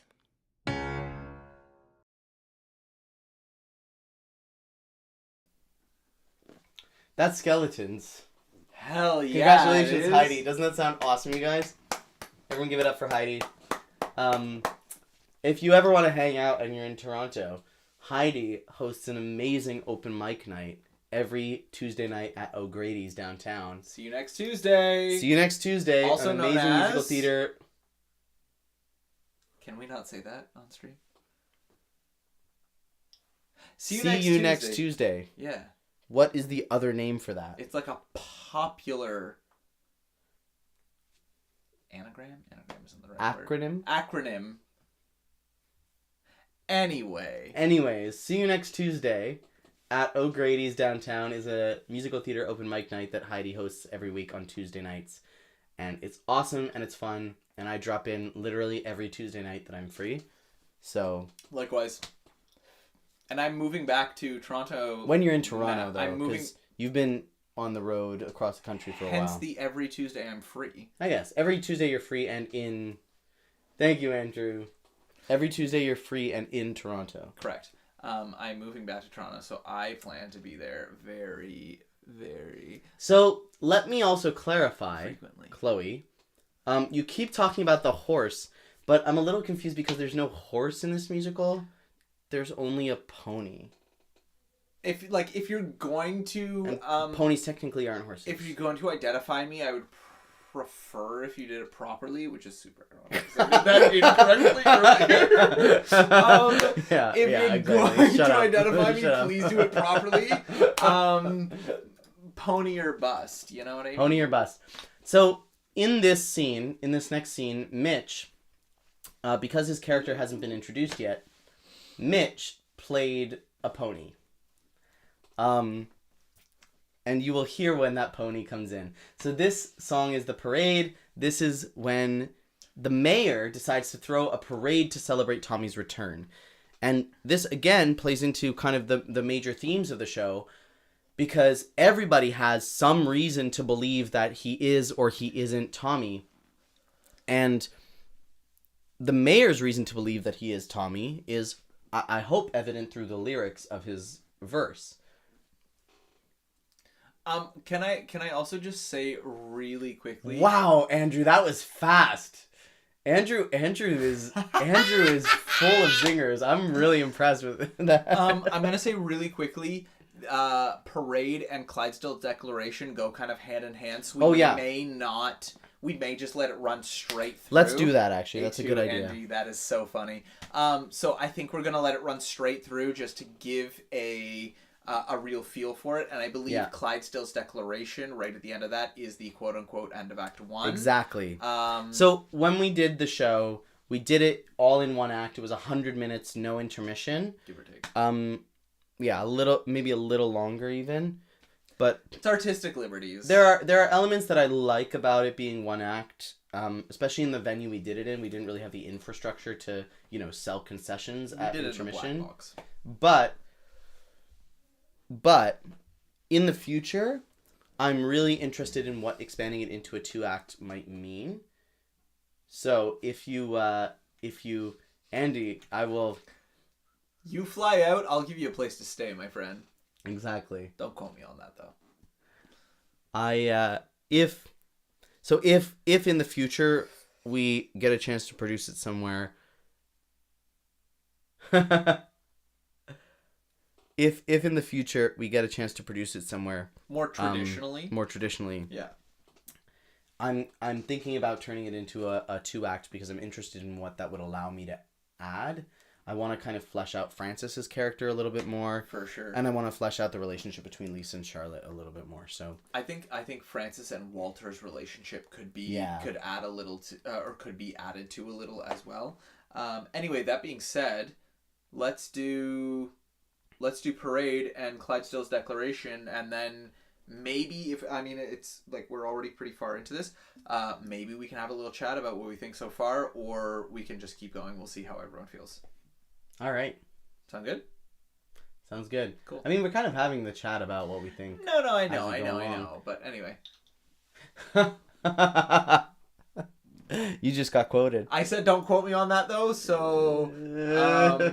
just bad journalism. Hey, bad form. I don't even have a permanent place here yet, so good luck tracking me down. Yeah. I'm when he gets when I'm subletting it, so... He right. already told his parents, and I don't have a place yet. Okay, here we go. The Parade, everybody. Ready? Shout out to the sound effects on this, by the way. RHODES first disappeared. This one is me on piano. I want everyone to know because I practiced this ragtime solo section for a long time. Oh, ragtime's so good, dude. You know how to make it perfect. I got you. Call it cliche, call it a platitude, but this justifiable, undeniable gratitude must be effectively, effusively expressed. And so I bought you a gift, I bought you a a gift. It's just a tiny token of the words we've left unspoken for so long. Just a gift to give you a lift. Henry, please don't look so stony. I have bought your son a pony. And my boy, when you ride on that pony's backside, you'll remember how enthused I am you have it. It's giving guns and horses, giddy up. I decide to divvy up my forces. They're skittish as the British cut the Stop, so they can listen. Oh my goodness! Thank you, Albert! This is just too kind! Well, come on, my boy, I'll teach you how to ride. Leslie, we have something to present as well. Come here, darling. We bought you a gift. We bought you a gift, and we really hope you like it. We bought you a brand new bike. It has some defects, some quirks. Hey, at least it works. We made all the ladies dishing just to hire the technician. He's the best in the biz. Well, he says that he is, but his craftsmanship is doubtful if this work is his. Still, this is our gift, It's got double gear shift. and we hope you don't forget it's us who gave it. What was lost has been found. Tommy's home, safe and sound. He's our precious pumpkin. He's our best pal, and his reappearance is a boost for town morale. Excuse me, excuse me. Hello there, Thomas. My name is Gregory Pimpernel, and although I'm only passing through this town, your story has touched me extremely, yes. I am sure you have a bright, glorious future ahead of you, so I'll pay for your school. I'll pay for your school. The economy is dicey, and I know tuition's pricey. You go somewhere refined to make sure your mind is protected from pollutions by plebeian institutions. We can pay for our own. What are you doing? Public schools where you go to become status quo, but our Tommy will grow up to be no average Joe. Don't turn down my gift, I'll truly be miffed, for it's awfully generous of me that I gave it. What was gone has returned. He can't speak. But we're unconcerned. We're unconcerned. What's gone is gone, and what's past is past. And little Tommy Rhodes has come home at last.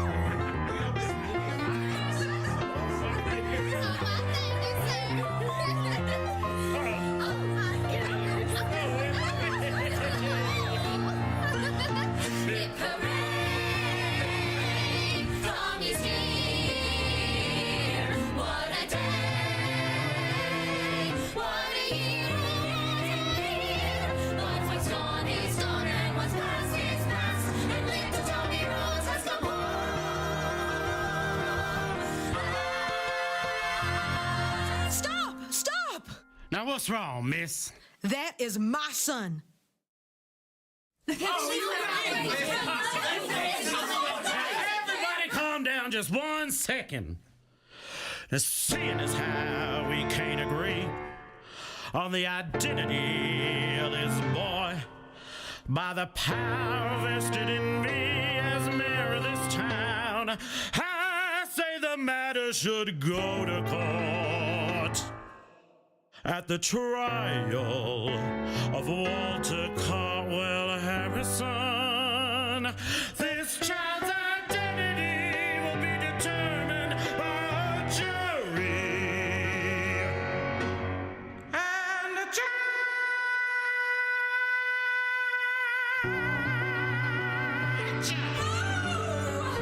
Does anybody know the truth of Tommy's history? Can anybody tell us how to solve this mystery? Which one is lying? Which one denying the truth they're trying to obscure? Is that Tommy Rhodes? There's just one way to know for sure.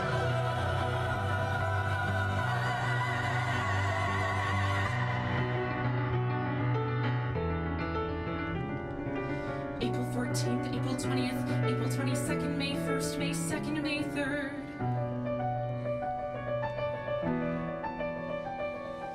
April 14th, April 20th, April 22nd, May 1st, May 2nd, May 3rd.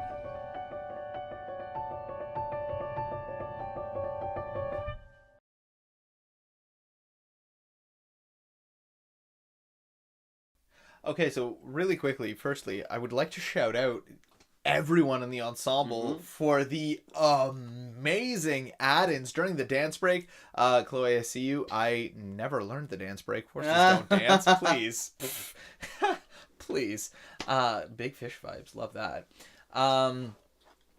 I would like to, first and foremost, give a huge shout out to everyone who added those little throw-in vocals in the dance break, in the outrage of Clydesdale's declaration. Phenomenal. I really didn't know what was going on, or rather how that was going to sound in the recording. I was wildly and pleasantly surprised by how phenomenally everyone did and how individual everyone's inputs were in that.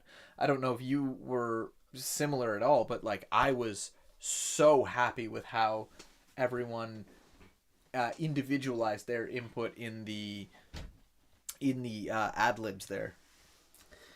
Yeah, I love listening to that part. Yeah. It's so silly, and just the ask is very silly, We did a whole dance break on stage, choreographed by the exceptional Julio Fuentes, whose choreography you can see in Regina in Bring It On the Musical, yes, premiering in the month of May 2025. May 2025, yeah. Going until the month of June 2025. June 2025. Music directed by the phenomenal Mateo Chavez Lewis. Regina, did we settle on a theater? What do you mean? Where's it happening? What do you mean, did we settle on a theater? Did you settle on... It's being produced by the Globe Theater. Okay. And it's at the Globe Theater. Okay, so you said you were going to look at a theater. Oh, no. For the show. So when I said I was going to look at a theater, I didn't mean I was going to check out a theater to see if I wanted to do it there. Oh. I meant I was getting flown out to see the theater where I will be doing it, so that I know where I'm going to be doing it. Okay, so the Globe Theater in Regina, yes? Yes, Regina, Saskatchewan. May and June, Bring It On the Musical. It's the Globe, fake fan. Piss fake off. Fan. Excuse me for listening to what I'm told. Apologies. What you were... Apologies for being a good man and listens to the things that I'm told. Music directed by Mateo Chavez Lewis, choreographed by Julio Fuentes. Bring It On the Musical, May and June of 2025. Do you have anything to say about Parade and Clydesdale's declaration before we move on? Again, just the motifs there I think are important. The melody of Clydesdale's declaration is going to become very relevant soon. The seeing is how we can agree on the identity of this boy by the power vested in me as mayor of this town. That is a variation on a melody that's going to become very important in a couple of songs during Justice. I call for justice. Ba-da-ba-da-ba-da-ba-da-ba-da.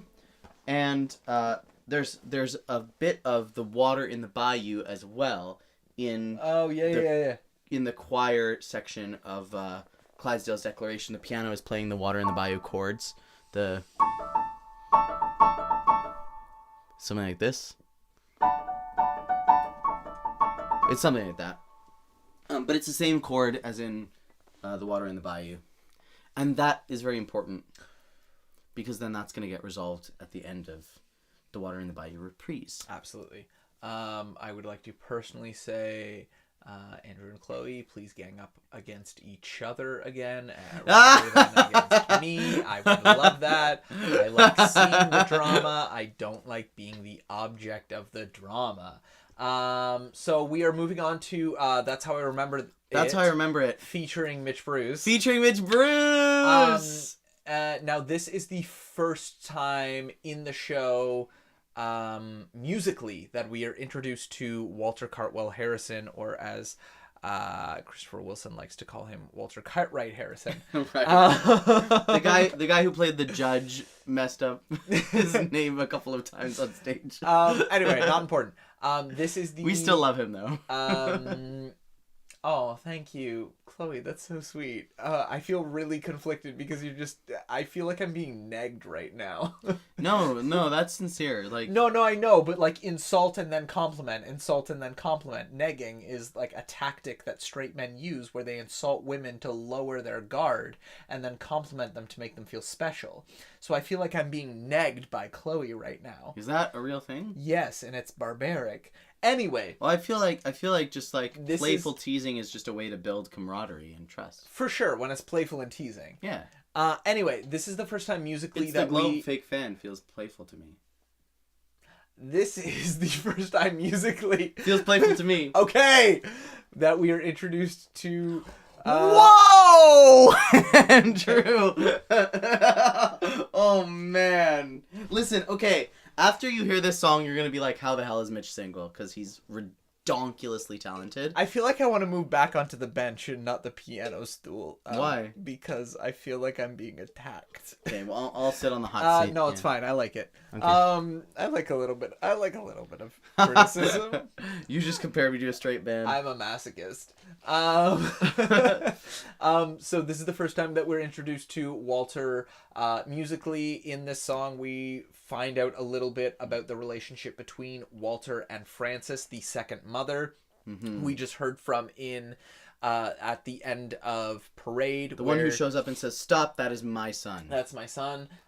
So in this, we are introduced to the relationship between Walter and Frances. As we go through the show, we find out that Walter's father is the owner of a tobacco plantation. Frances is a woman who works on that plantation who has a relationship of some kind with Walter, to the point where Walter knows about her private life, is acquainted with her children, and we see a little bit about the dynamic that they have between the two of them. Walter being a ill-tempered dominant, and Frances being a mild-mannered submissive, such as older society men and women. But this kind of takes it a step further. In this song, we see Walter demanding that she corroborate his story, right? So we'll go through that now. Anything else from that? Did I explain that properly? Musically, this song is completely unhinged. It's in 7/8 time. It's fuck you for that, by the way. But it switches between 7/8 time and 4/4 and 11/16 time. That is so brutal. And it's also in E flat minor, but it switches between E flat minor and then like in the bridge it changes keys every bar basically. Okay. And the unhingedness of the music is designed to mirror the unhingedness of his character. And this is one of 2 songs that I used to audition for the BMI Lehman Engel workshop. Which I'm still upset that you didn't have me fly out and sing for it. You got Jill to do it. I got Jill to come down and sing clean. And Objectively the better Mitch, choice. And I didn't get Objectively the Mitch to better come down and choice. sing That's How I Remember It, because the difference between Mitch and Jill is that Mitch is a tenor and I'm a tenor and Jill is not a tenor. So Jill adds something new to the yeah, but pot. I'm a shitty tenor. I'm like a cunty tenor. Anyway, let's listen to the song. We're gonna hear I'm gonna mute exactly how. I'm gonna mute us, and you can listen to. Do you know what, me Mitch? sing. Actually, What? I have an idea. Yes. What if instead of listening to the recorded version, No, I'm not Since singing you're right it. here, I'm not singing it. why don't we do a live? I'm version? not singing it. I'll tell you what, if we can listen to it, if people want to hear me sing it, I'll sing it after as a little Okay. like bonus Okay, track, quote sounds good. unquote. But aside from that, we're gonna listen to it. I'm gonna mute us. You guys can listen to it and let the chat come alive. See, all I have to do is say I found that boy wandering around the bayou, and your little Patrick, he ain't never coming home. So I'm gonna tell you how the story's gonna go, all right? Let's set the scene, one of these South Country farms. Do you remember a girl of 25? She had 4 bastard babies and they all died in her arms. Do you remember that girl? Can you recall all of her children were lost and only one boy had managed to survive? She was desperate to protect him at any cost. That's how I remember it. I know it's easy to forget, easy to pretend like you and I have never met. But we won't win this battle by denying what's true. I sure could use some help from that girl that I know. Can't you recall how she came crying to me that day? She didn't trust herself to keep that boy alive, so she begged me to take him away. That's how I remember it. How do you remember it? You know the truth. Yeah, well, what is truth these days anyway? So that's how I remember it. I will say, what you guys miss in the recording is Mitch, me, Walter, whipping a chair across stage, like storming up to this woman that has a chair separating us, lifting it off the ground and just whipping it. That's all I say about that. What do you have to say about That's How I Remember It? Yeah, I mean, I said it. Like, I also did an analysis of all of the crazy musical stuff on the channel. It's in the video where I announced that I got into BMI, so it's called, like, I Got Into BMI or something. And if you look for that video on my channel, you can hear a bunch of crazy stuff. Yeah, he sounds so good on that, eh? Like, that's a high B flat at the top there, FYI, everyone. Was it? I didn't know. Says Mitch. Wow, I feel... Right, thank you. Anyway, so we move on to Justice, which is the... This is an 8-minute long track, almost. It is very long. What on do we... stage, it's 13 minutes long. Correct. There are scenes in between that take place, which and we didn't record on the album. Scene changes in particular that add a lot bless. of time. What Not would we... in the middle of Justice. There's a lot of scene changes. No. Yeah. In the middle of Justice? Yes. No. Yes. No. Anyway. The benches were the same. They're in the courtroom the whole time. Anyway, what do we call Justice? In the structure of musical theater, what is Justice? It's not an I Want. It's not an 11 o'clock. What do we call Justice? No, yeah. It's the... Justice combined with kind of like Walter's confession is what Jack Viertel might call the main event. Okay. It's like... We do have I'm Not Wearing Black reprise. Yes. And I'm saying that Justice combined with Walter's confession is the main event, and I'm Not Wearing Black reprise is kind of something different.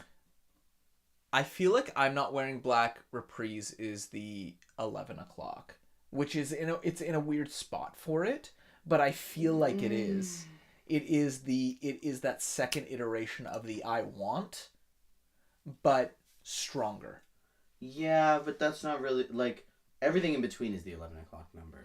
100%. Sure, but that feels like the conclusion to me. But it has the. But that's what kind of the 11 o'clock number is. Like, being alive is the 11 o'clock number of Company. Is there not a finale after that? I don't think so. There's like a short little Anyway. scene. Anyway, we could debate this for hours. So Justice is the next one. We are knee deep in the court case, conflict and Justice is really important for the theme, because Justice is all about how everybody has a reason to believe whatever they believe, and no one is convincing them otherwise, basically. Chloe, what's your favorite number if Justice is your second? I don't know if I missed this already. Anyway, while you type that out, I'm going to play Justice, and then we can chat about it after. Okay, have fun. Thursday, May 1st, 1934. The trial of Walter Cartwell Harrison began at the town courthouse. We call Mrs. Ruth Sanders to the stand. Do you swear to tell the truth, the whole truth, and nothing but the truth, so help you God? Yes, I swear to tell the truth, the whole truth, and nothing but the truth, so help me God. Now, Mrs. Sanders, you say that you saw this man in the town square with this boy. Is that correct? Yes, that's correct. Can you describe for the court the events of that day? I saw him hit the boy. I saw him kick the boy. I bet behind closed doors he'd beat him till he was sick, the boy. No wonder he can't speak, he's been through hell. If I'd been through what he's been through, I'd be traumatized as well. Now we need justice. Now we need justice. Justice. Justice for this boy and for this town. Justice. Unflinching. Immediate justice. We look to you, Your Honor. Please don't let us down. Mrs. Sanders, you've heard some worrying things about Miss Frances Edwards here, haven't you? I have. Turns out she's been a mother before. In fact, she's had 4 children, and they're all dead. Your Honor, we have been able to verify this claim. I present to you the birth and death certificates of 4 of Frances Edwards' children. Justice. I call for justice. See here the dates and times the deaths were filed. Trust this, Your Honor, trust this. This woman isn't fit to raise a child. Do you swear to tell the truth? Swear to tell the truth, the whole I swear to tell the truth, the whole truth, and nothing but the truth, so help me God. Mrs. Ethel Clydesdale, you and your husband are good friends with the Rhodes family, aren't you? We're very close, yes. Can you describe what life is like inside the Rhodes household? What is Leslie's relationship like with her son? If you could see them together, you'd know what I know. If you could see the way she cares for him so well, you'd see the way she'd never let him go. Mr. Bill Sanders. The Rhodes is a God-loving people. They give their arm to any stranger passing by. The Rhodeses are like family to me, and I know they would never tell a lie. If you could see them together, They give their arm to any stranger passing my heart. by. If you The could see Rhodeses are like family to me, and I know they would never tell a lie. And there's another thing, too. All 5 of her children were had out of wedlock with different men. that woman has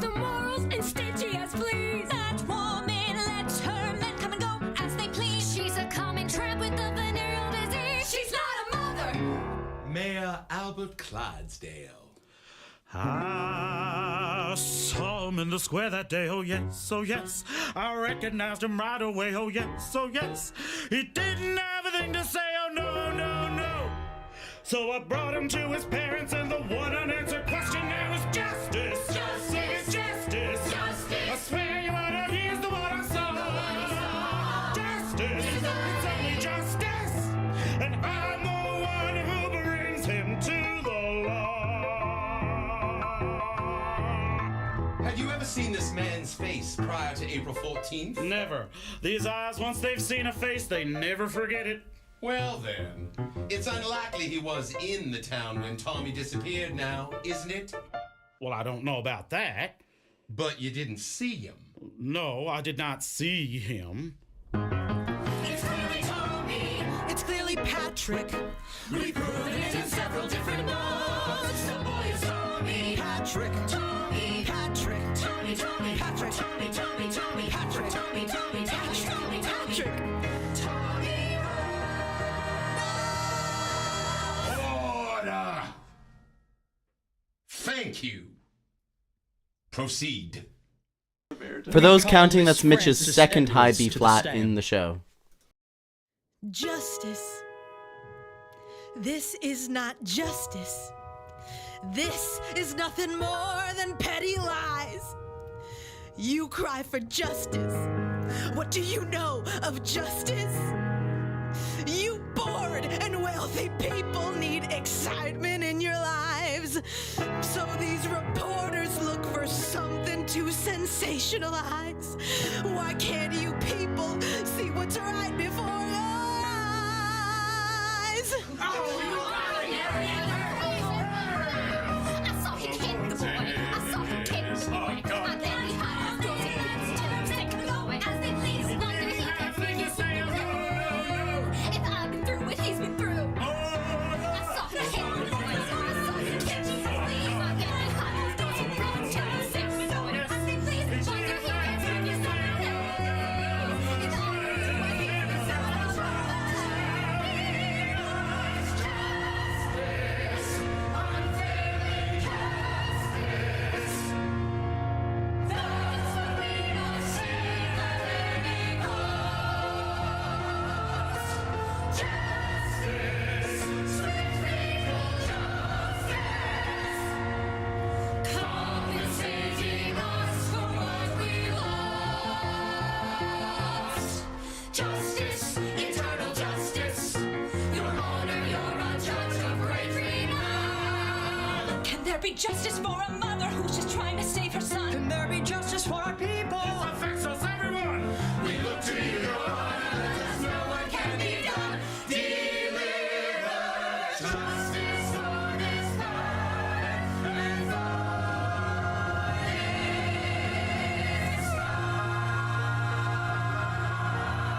Take a recess. Justice!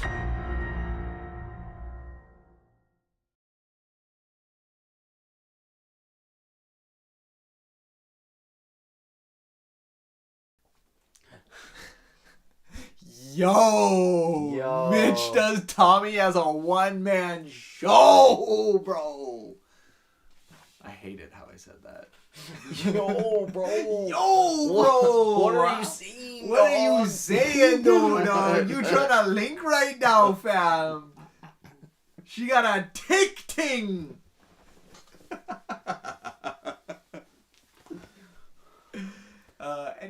Anyway, Justice, 8-minute song. Yep. The like climax of the show. Yeah, basically, in a lot of ways. Yeah, hardcore. Yeah. Insane. Okay, well then, you can't. No takesy backsies. Haha. I want to see you do the whole show, but in that voice. Yo, fam, how we doing, though, dog? We trying to link right now, homie. I got bare things lined up now, fam. Yo, fam, you know I'm not sporting the black, fam. I don't know what that means. I'm not wearing black. Oh. You know how sometimes they say two words, but it's only one word? Nope. They say the same word twice. Okay. He's like Toronto mans. Anyway, I will not comment on that. All right. I feel attacked. Anyways, yeah, shout out to Bella for the delivery on Petty Lies. Can we also talk about the fact that Bella went out on a cruise contract, so Right. she recorded this This is good. We should talk about this. easily 3 months, 4 months before everyone else, and she was so spot on that layering her vocals in was almost effortless. Yeah, like Bella booked a cruise contract that started like 2 weeks after the Toronto run of the show closed. We closed, she had a week, and then she left. And so we were like, we have to get into a studio as soon as possible and record Bella's vocals. And so in that session we recorded, I'm pretty sure we just recorded Reprise? Bella's parts. Yeah. And we did a few other test recordings of some of Katie and Jill's solos, but I don't think those takes made it into the final album. I think the only things on the album that we recorded in June were Bella's parts. And then she took off, and she's still on that cruise now.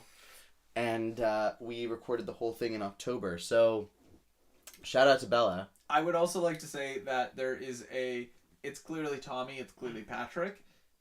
I also recorded those separately because I you were on tour. I was touring. Thanks, Andy. What? So fair. You know what? Done. That's valid. That's valid. I was touring with Government of Canada for nailed it. I was take that, Chloe.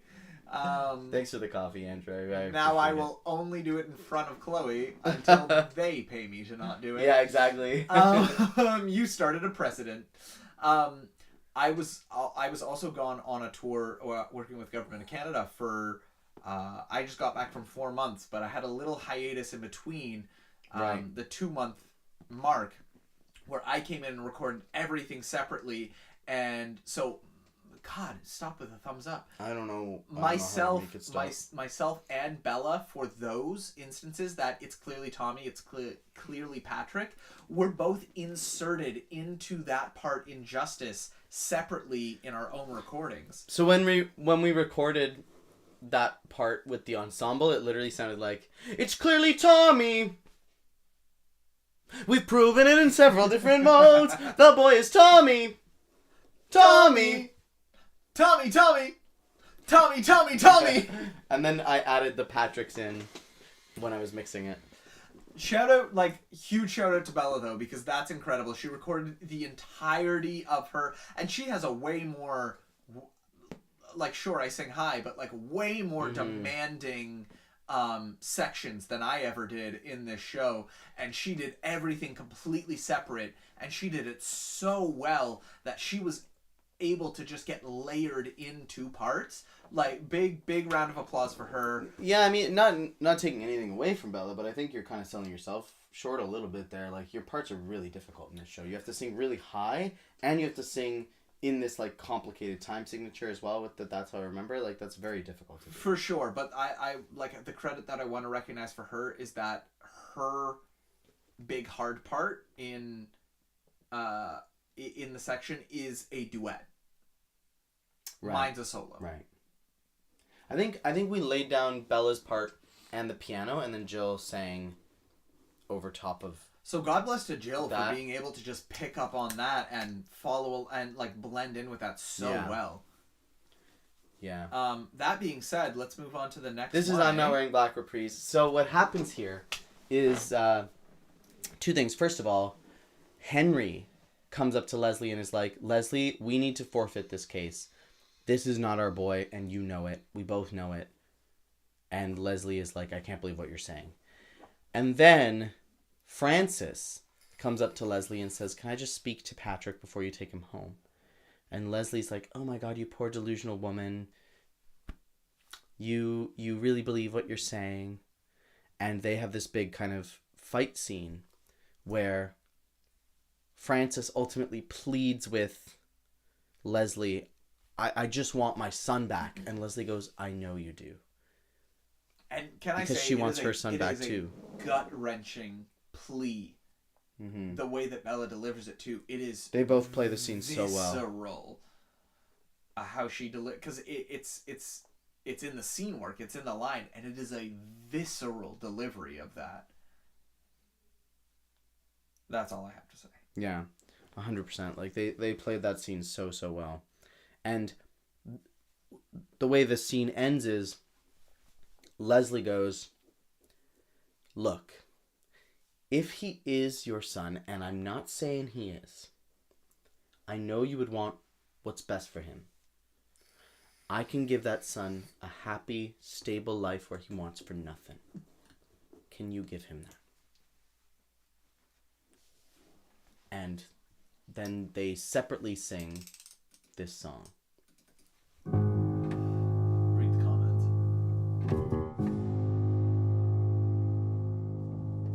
Go ahead and taunt me, try and tear me down. You people can wear me down, but you can't shake my pride. Go ahead and taunt me, tease me, turn your backs, but don't forget the facts are on my side.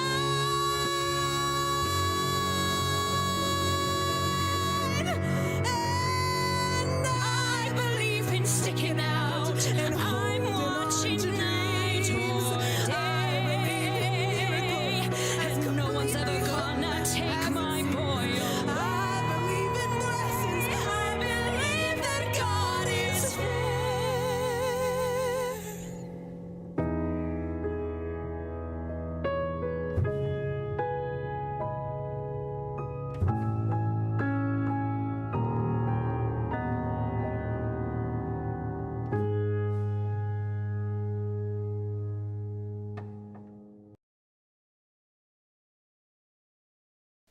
So coming up is Walter's confession, which is Mitch's second big solo. Mitch, tell us about Walter's confession. So there is a big scene that goes just ahead of this, and it just explains Walter's backstory a little bit, which is the first time you actually get a glimpse into how human he is, because throughout the show he's portrayed as this like villainous man who has done nothing but hurt. Evil. Right? He's done nothing but hurt the people who seemingly are close to him, right? This child he's been accused of beating and abusing and using as nothing more than a workhorse, and this woman who subtextually is someone who he was close with at some point, right? So in this scene, you get a glimpse into who he was, where all he tried to do was provide for himself, and potentially, I mean, like a lot of the scene work that went into this was what is the relationship between Walter and Francis, right? And what is the background for that? So this scene really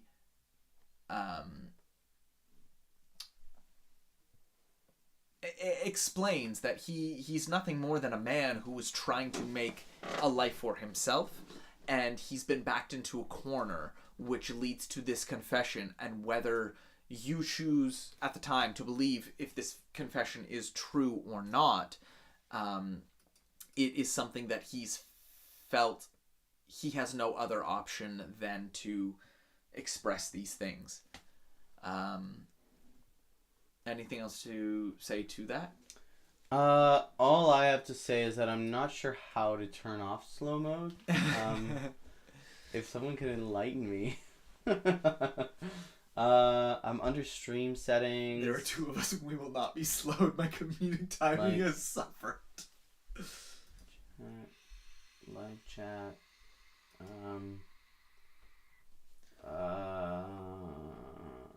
Chloe and Andrew are becoming the best of friends. I don't know how to turn off slow mo. Quite honestly, guys, we've got like 4 songs left. Yeah. You may just have to deal with it deal for with the it. next Suck it up. 25 minutes. Too bad. Anyway, so this is Creative limitations inspire creativity. So this is Walter's You have to confession. put all of it into one message. Walter's confession, the point where you realize his humanity and his true desire for self-preservation above the desire for malicious intent towards anyone. And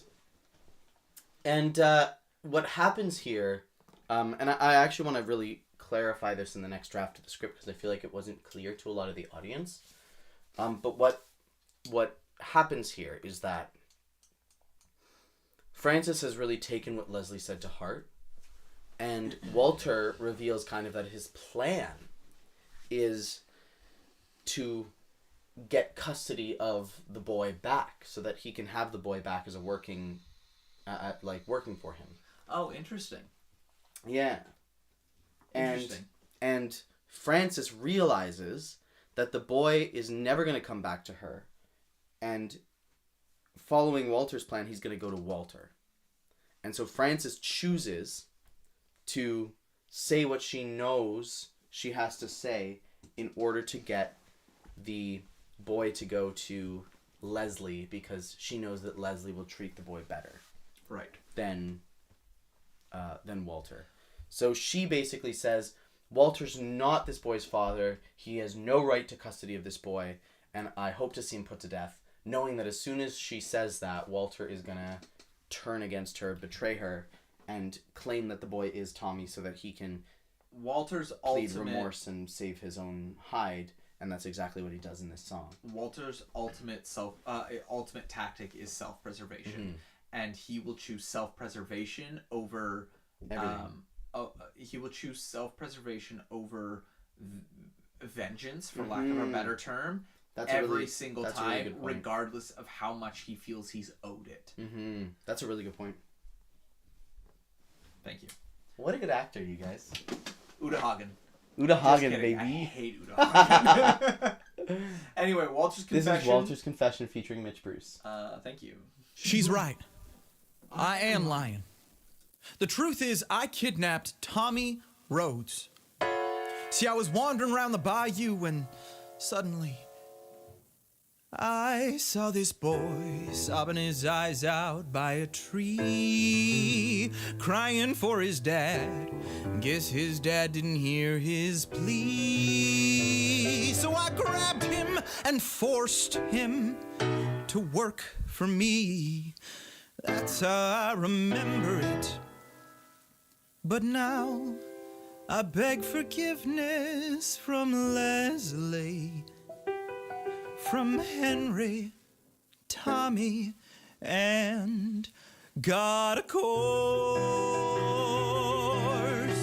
I know the wind shouldn't blow for me, the water in the bayou just shouldn't flow for me, but no, I am filled with the deepest, sincerest remorse. A confession. We have a confession. Your Honor, what is your ruling? By the power vested in me as judge of this court, I hereby declare that this boy is the real Tommy Rhodes and shall be returned to his family. Court adjourned. And now it all turns out well for Tommy, and it turns out well for the people here who know. And in the end, there's a moment when the water in the bayou's starting to flow again. This is our boy. This is our boy. This is our boy. Who's coming home?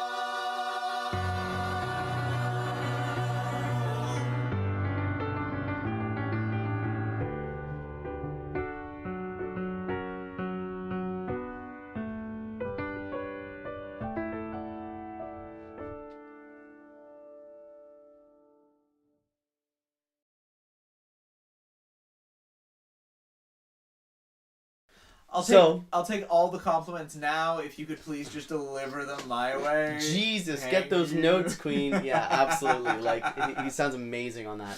I live for theater. And me too. I live for praise.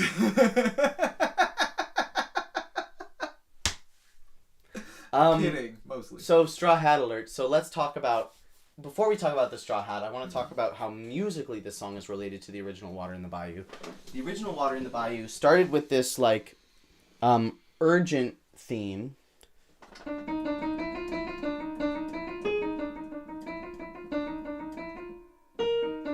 There it is. You got there. That theme was when they were looking for the boy, and then when they decided that the boy was never going to come home, that theme turned into this kind of sad, melancholy theme up here at the top of the piano. I had to stop playing because of what Chloe wrote.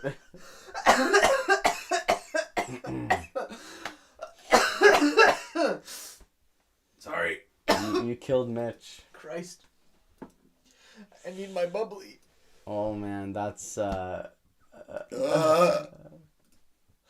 brutal. Anyways.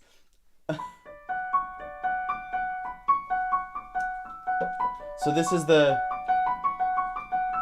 kind of melancholy Water in the Bayou thing. But then in this version, when we get, it turns out well for Tommy and it turns out well for the people here who know him, we get that exact same thing, but in a major key.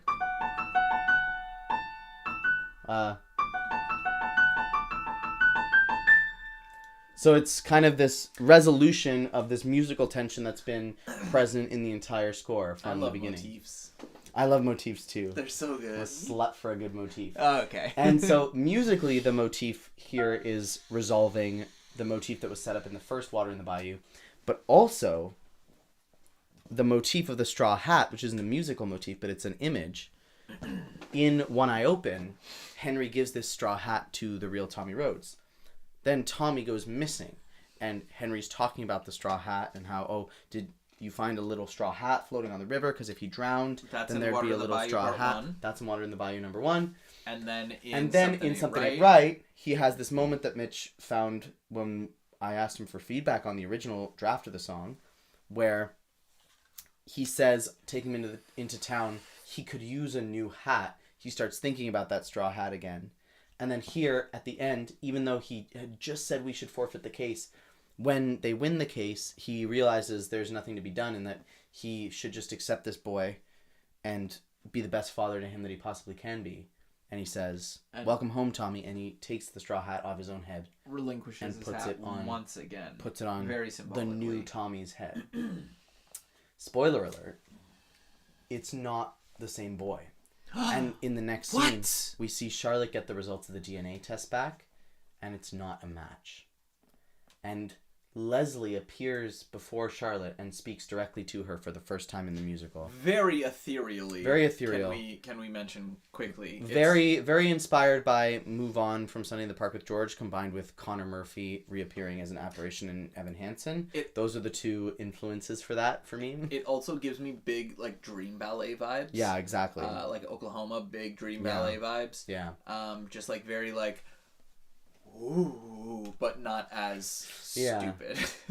And there's no acknowledgement of it being weird, right? It's just like, it's not like, what are you doing here, Leslie? It's just a heightened form of expression that we just accept. She knows it's in her mind. She knows it's her own insecurities that she's grappling with. Mm-hmm. She's just dealing with them in a way that she recognizes as someone who throughout this time has become close to her from the information that she's gathered. And it's represented to the audience in this way. It's just in Mateo Chavez Lewis inspired by Dear Evan Hansen. Dear Evan Hansen, Wicked, and Sunday in the Park with George make their way into every single one of my musicals. Have we ever heard of the show that Mateo wrote called Dear Mateo Lewis? If you haven't, Mateo had a show called Dear Mateo Lewis. I wrote a one-person show that I'll be shocked. I wrote a one-person show about my experiences auditioning for Dear Evan Hansen, and the trauma associated with that. And and it's called Dear Mateo Lewis, and he came up with the title for Shout it. out. So. The best Mitch has part been my creative the consultant on like best everything. part about that is we were in a bar and Mateo went, I can't think of a Just name, don't know what and to I call went, this. brother, Brother. Dear Mateo Lewis, come on. So, anyways, The industry called. What in the industry called? We call that a callback.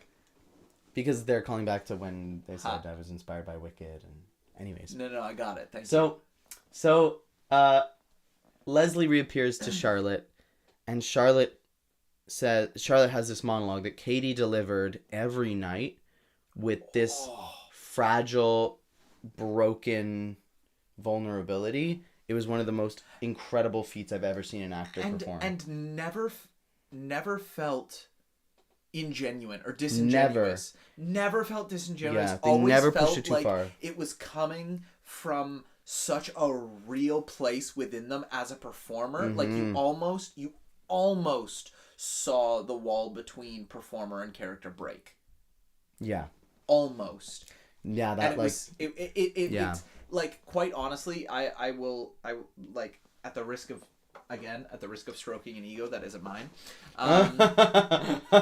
It's that kind of performance that you learn about, where you experience something and that's how you make the audience feel something. You don't experience sadness. You experience the resistance against sadness, and that's how you make the audience feel sad. It was like a masterclass in that, just like playing jump rope with the line of this is me, this is the character, kind of thing. And it was so wonderful. It felt like a treat to watch every time. Yeah, it was really beautiful. Katie broke my heart with that every performance.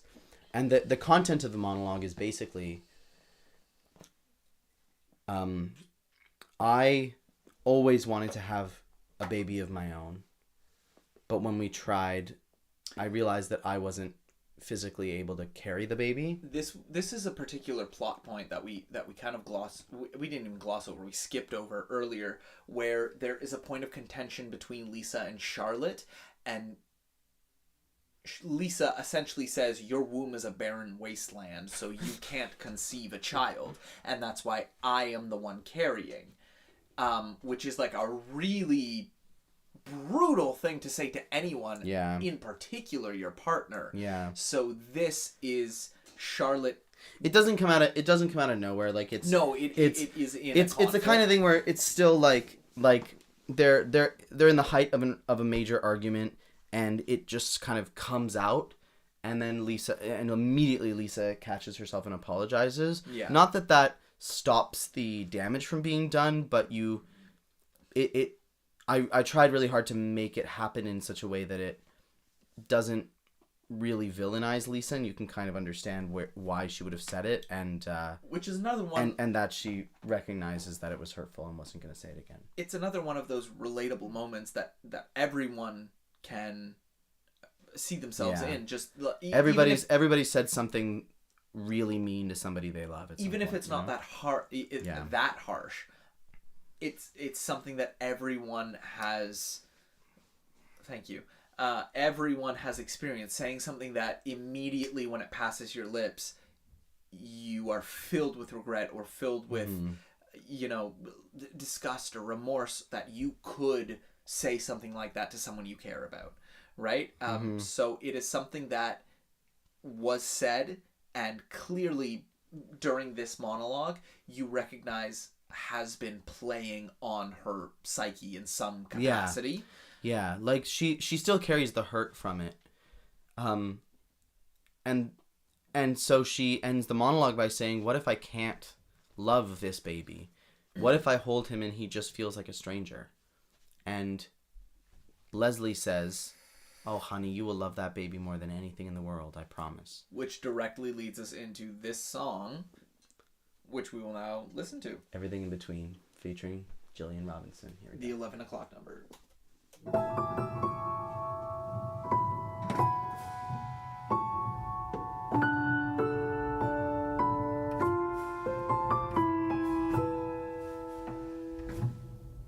When he trips, when he falls, and he scrapes on the gravel, and he looks up at you crying like an angel. You might believe your heart is wrapped up tight, but that one glance will unravel you, and you'll realize there's so much you haven't seen. The land, the sky, and everything in Everybody, this is my brother Lucas. He's also made music with Mateo. So this is the audio cache. This is... As he grows every day, and you see the little man he's becoming, and you know at least a part of that is thanks to you. I swear you'll never feel more alive, like your every dream is coming true, and every sea is blue, and every meadow's green. It touches the land, the sky, and everything in between. Who cares if it's right? Who cares if it's wrong? Right and wrong won't matter anymore. You need him, and he needs you, and that's what is right. That's what is true. There's a love that you feel that can shake the very ground that you stand on. There's a purpose that can call you from the heavens. Never in the way you wanted.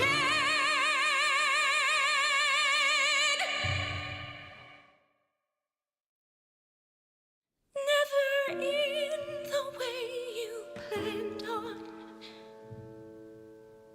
But one day, there it is, glimmering and pristine. Where does this magic come from? It isn't carried in a gene. It's in the land, the sky, the moon, the stars, and everything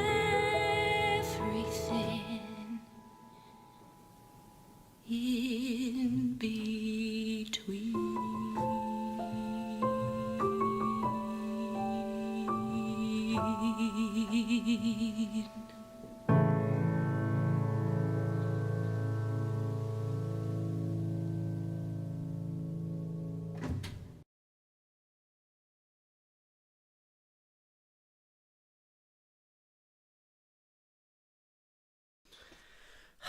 Man, like, Hot damn!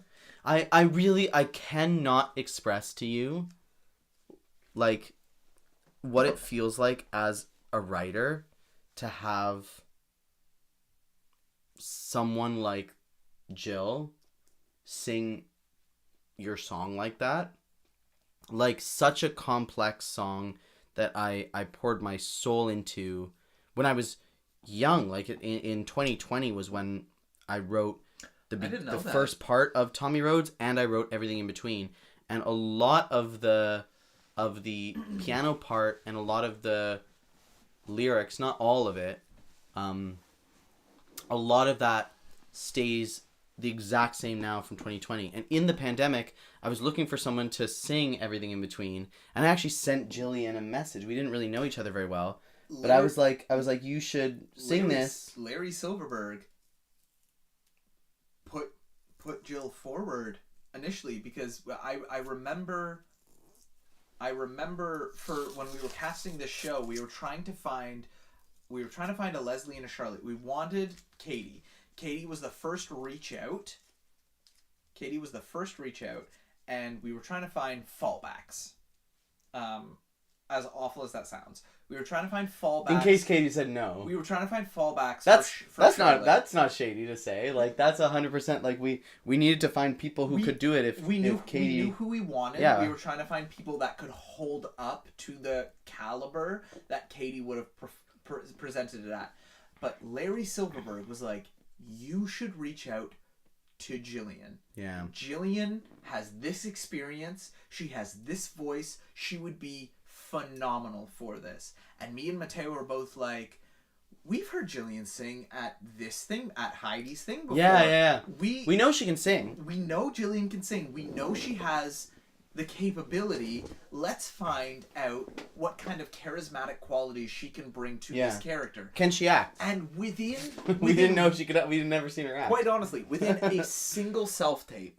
Well, within a single line of a single self-tape. Like I watched 5 seconds of her self-tape, and I was like, "Yep." So I got sent the self-tape by Mateo, and within a single self-tape, I was sold. Yeah, like we didn't even call her back or anything. No, it was very much a like, we'll call her back because that's protocol. No, we didn't even call her back.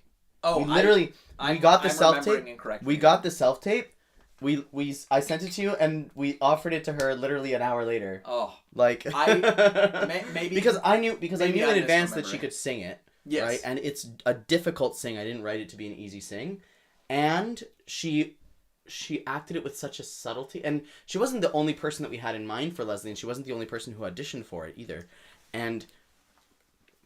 But what set Jill apart is the thing that's so difficult about this character is this character never, ever says what she means at any moment in the show. But she never does it maliciously. Until the very end. She never says what she means because she can't. Because she grew up as a woman in a kind of middle-class family in the South in the early 1900s. And women in middle-class families in the South in the 1900s could not say what they meant ever. But she doesn't lie to get ahead. No, she just lies because she lies because it's what she knows. It's the only. And it's not even lying. It's just hiding concealing her emotions, being reserved. It's self-preservation. And she doesn't wear her emotions on her sleeve, which is incredibly difficult to act because you have to somehow communicate what you're feeling to the audience without showing them, because the character would never allow their emotions to actually show. Mm-hmm. And so there's this like spiritual quality you have to have where even though we're looking at you and you don't seem like you're expressing very much, we can still feel 100% of the power of your of your emotions, and that's the spiritual power that Jillian has. And she's just spectacular, and vocally too, like to hear. Oh my god!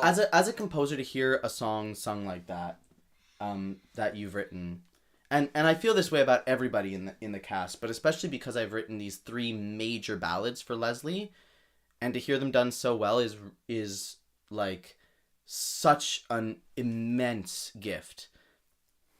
That line right there, Chloe just said, she lies because she's convinced she isn't. Yeah. 100%. Exactly. So she's not a villain, right? She's trying her best. She's a mother who lost her son and is trying to cope with it in the only way that she can figure out how. And it's flawed, but humans are flawed. Get over it, right? Like, that's... I love that kind of nuanced storytelling because we are all nuanced and flawed as human beings, and we need to...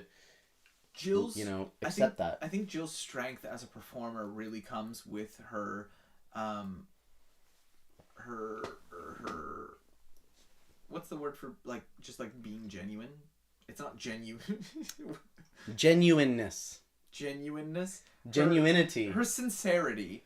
It comes with her sincerity, and not to mention her power. Anytime you have to bump the band because the singer is too powerful, you know you've got something special. She's got there. pipes.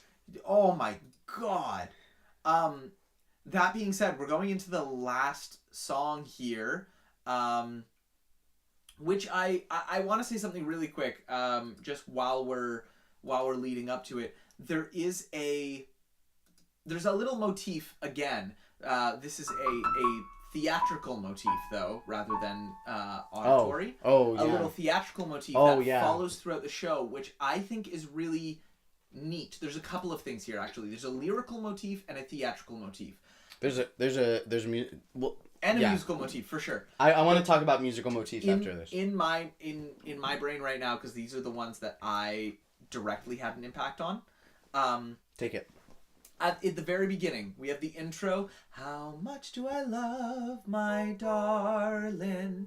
The line is, more than all the stars I've ever seen. When he comes back, after he's disappeared, he comes back and, is it during Clean? During Clean, she has a line, and it's the same as Tommy's lullaby, Tommy's theme, if you will. Screw you, Chloe. Tommy's lullaby. How much do I love my darling more than all the stars he's ever seen? Because he has now lived this full life, essentially, that she has no bearing on, no conception of. And then as we get to the end here, the lullaby is reiterated to the new generation of RHODESes. Andrew roasted me. Good. Mateo James wants to talk about musical motifs. Well, you're about to talk about the finale. The coming up to. Can I actually talk about everything in between first? Yes. Which we just finished? Yes, sorry. So most of that song is exactly the same as it was in 2020. The only thing that's different is the bridge section. The first part of the bridge is the same. This part, who cares if it's right, who cares if it's wrong, it don't matter anymore. That whole thing is the same. But the thing that changed was I added this thing, and it came to me naturally when I was writing the piano part for everything in between, because I kind of went through the show in order, finalizing the sheet music and fleshing out the piano arrangements for the songs that didn't have fleshed out piano arrangements. And when I got to everything in between in that pass, I had spent so much time with this mystery theme, which we first heard in Charlotte's soliloquy. I'd spent so much time with that theme, and then also the You also... the Tommy's lullaby theme. I had spent so much time with those two different motifs that when I got to this section and the bridge entering the final A of this 11 o'clock number, and she says, that's what is right, that's what is true. And the whole show has been about a search for truth. Does anybody know the truth about Tommy's history? And I realized that in the key of A major, which is the key we were in, I could actually use all the notes from the mystery theme in the key they were originally in. And I could then overlap that with Tommy's lullaby. So I have this section that goes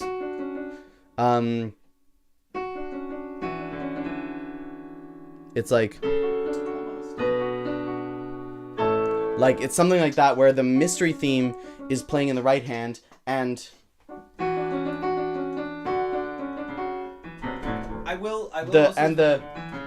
and Tommy's lullaby is playing in the left hand, and so it's these two central motifs that have been central to the entire show. They come together, and then together they resolve into the final A section. And I was so proud about that. Like it when I discovered that, I was stunned by it, and I had to go sit on the couch and just tear up a little bit, because it really didn't feel like I wrote it. It really felt like it was something I found that had always existed, that was eternal. And that mystery theme, obviously it is present in several areas.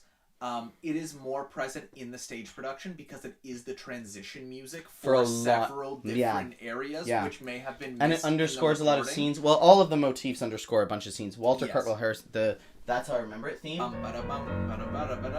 Every time anyone talks about Walter Cartwell Harrison, that theme underscores it. Yes. And you can hear it in Clydesdale's Declaration too. So the mystery motif there, yes, obviously very present in some of the music here. It is, just talking about how present it is, maybe more obvious, more apparent to you for the stage production. Andrew. Yeah, no, so true. The biggest Mateo fanboy is Mateo. The thing is, I really don't think of it as oh, this is my work, you know? No, it's just I think of art it that as you're like appreciating. this is work that that aligns with my tastes, you know? I hope I like my own stuff, because if I don't like my own stuff, then, you know, why am I making it? I should be making the stuff that I like. And then hoping other people like it too, I think. So but like a big theme. it really does feel a lot of these things that I get really excited about like this. It doesn't feel like something I pulled out of my brain. Mm-hmm. It really feels like something I stumbled upon, something I discovered. A big theme in theater performance, being a performer in theater, is a point where you get to where you recognize things that you want to be in aren't being made. So you decide to make your own thing that you would like to see. And I think that you, in particular, have just gotten there sooner than many, many people. I know personally more than several people who are at that point in their mid to late 30s, early 40s, things like that. Where I've worked on I've music directed 2 new musicals this year that both were written by established performers who have been performing for, you know, as long as I've been alive. Exactly. So it is a very it's a very common point that performers get to. You get to a point where the things you want to be in aren't being made, so you start making them. And I think you should be, very proud of yourself for recognizing that you have something to contribute to the making of theater rather than the remaking of theater. Does that make sense? I think it does. I think it's a bigger conversation. I think that's a really interesting conversation to have, though. Are we done with everything in between? The last thing I want to say about everything in between is that one of the motifs that's been happening throughout the show is that we've always had cool lighting on stage, like blues and purples and stuff, during the present day, and then the past is all lit in like warm lighting, golden lights, red lights, orange lights. Yes. And so everything in between, sepia tone for theater.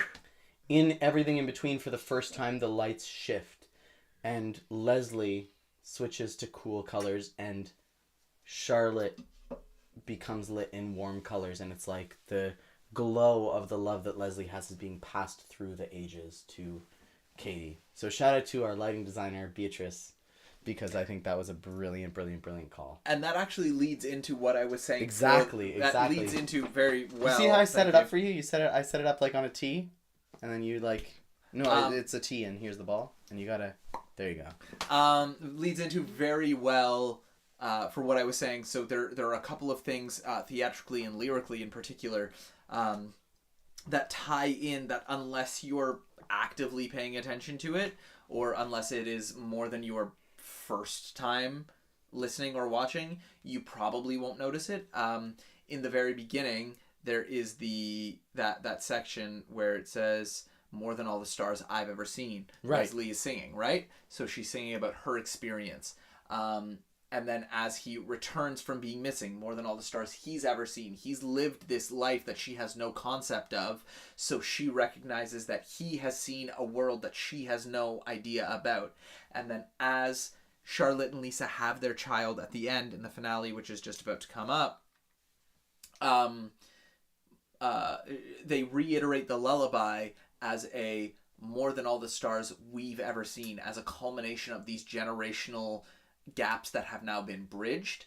And on top of that, in the staged production that we did in particular, it starts with Leslie with an infant Tommy in this rocking chair, right? With Henry standing behind her. As the show progresses, we get to the scenes with Aunt Clara, where now anytime Charlotte interacts with Aunt Clara is in the same rocking chair. It is an heirloom almost that is passed down to this generation. And then as we end the show in the finale, Aunt Clara herself actually brings out the rocking chair from behind the scenes. But like as an actor. As an actor. Obviously not the real Aunt Clara, no, but like she the actor playing Aunt Clara So brings out the rocking chair is brought out for you're over here. In one performance, the rocking chair broke. Yeah, we don't need to talk about that. Sat down. The rocking chair. That's why I keep smiling when I think of the rocking chair. The rocking chair is brought out, and it's presented now to Charlotte and Lisa, who recreate the opening image of the show as Leslie, Tommy, and Henry. Yeah. As Lisa, their newborn son, and Charlotte. Right? So Charlotte holding the baby as Leslie did, Lisa standing behind as Henry, and the newborn infant in their arms in the same rocking chair that her great-grandmother sat in with her grandfather. So it is a theatrical and a lyrical motif that is brought up just as a tie-in to a parallel to the beginning is also the end, and the end isn't necessarily the end, but it can also be viewed as a new beginning. It is that kind of thought process that makes the whole thing go round in an almost in a Hadestown kind of way. Yeah. But instead of we're gonna sing the same song again, it's like it's a new group of people who are gonna sing the same song. Like, right, but a parent loves their child. That song has been sung a million times before and will continue to be sung a million times in the future. Exactly. And that is like a true fact of humanity. And I think also something I should say is that this show couldn't have come from me if I didn't have parents who love me as much as my parents do. Like, I've been really lucky with the support and the unconditional love that my parents have. Like, I grew up almost taking for granted the fact that my parents would give anything they possibly could give to me. And I owe a lot to them. And my mom also lost a child. My sister Antonia died when she was born. And I saw my mom go through that at a really young age that I'm too young to even really remember, but it stays with me. Mm-hmm. And so in a lot of ways this show is for my mom, and in a lot of ways this show is for Antonia.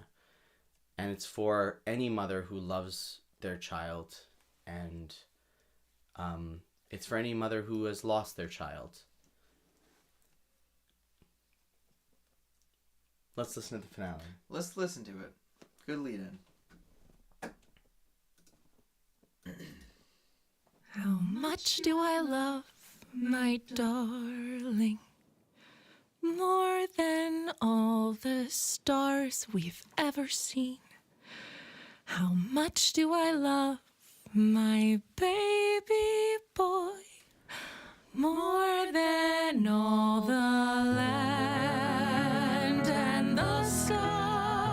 There's a love that you feel that can shake the very ground that you stand on. There's a purpose that can call you from the heavens. Never in the way you wanted, never in the way you planned on. But one day there it is, glittering and pristine. It touches the land, the sky, the moon, the stars.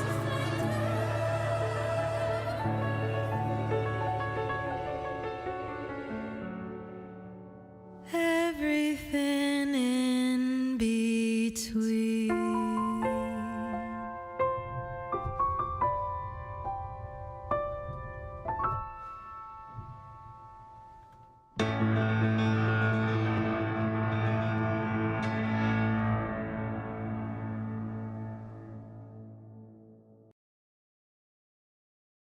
Guys, And that's a cast album that is now available to listen on Apple Music and Spotify. Woo!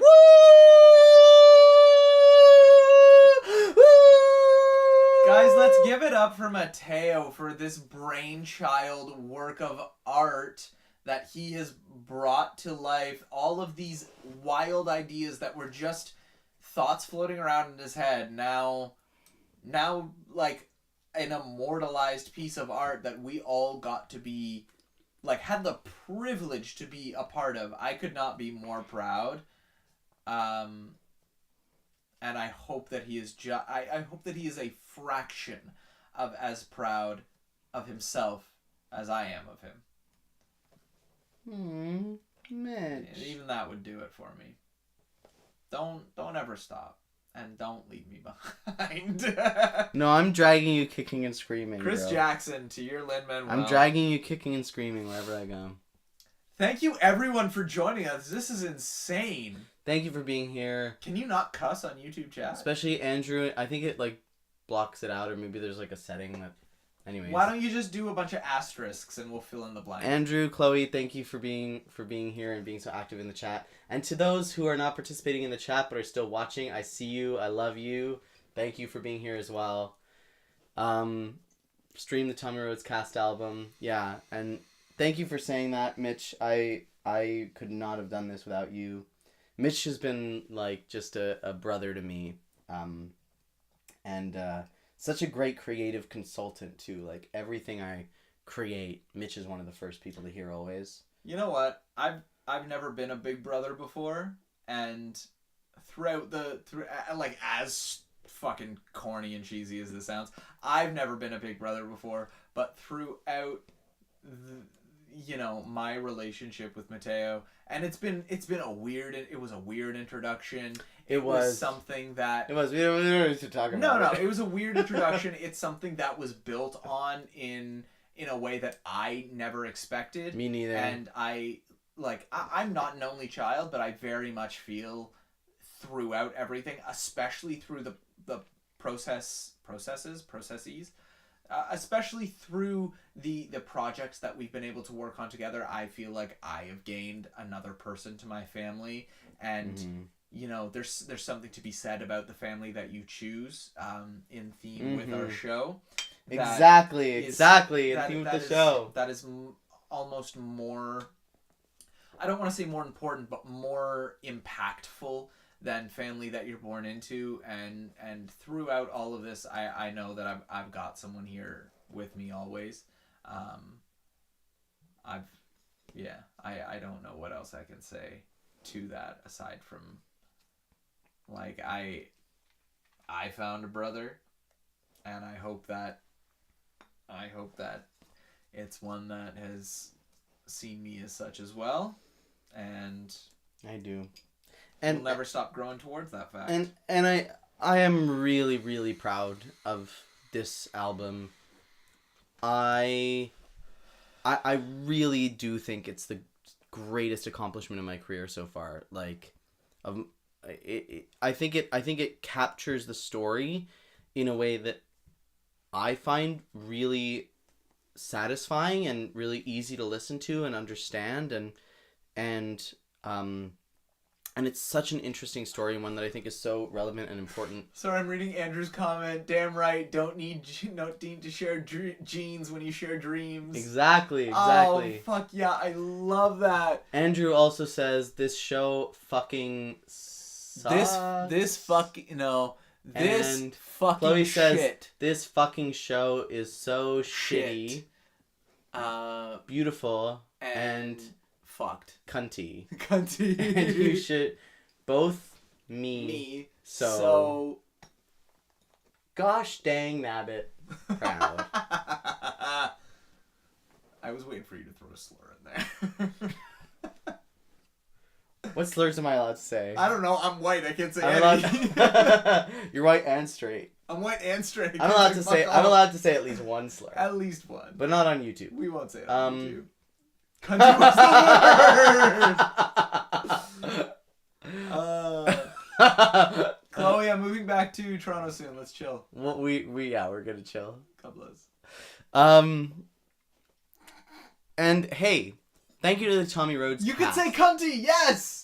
And in Australia, exactly, it should work perfectly. In Australia, that's just like saying, yes, good die. Don't do that again. Anyways, I also want to thank the Tommy Rhodes cast. I'm in a spelling error. Crucify me. Don't tempt me. Don't threaten me with a good time. I want to thank the Tommy Rhodes cast. Hey, now. And it's very. I'm actually wait. It's actually important. So I'm gonna.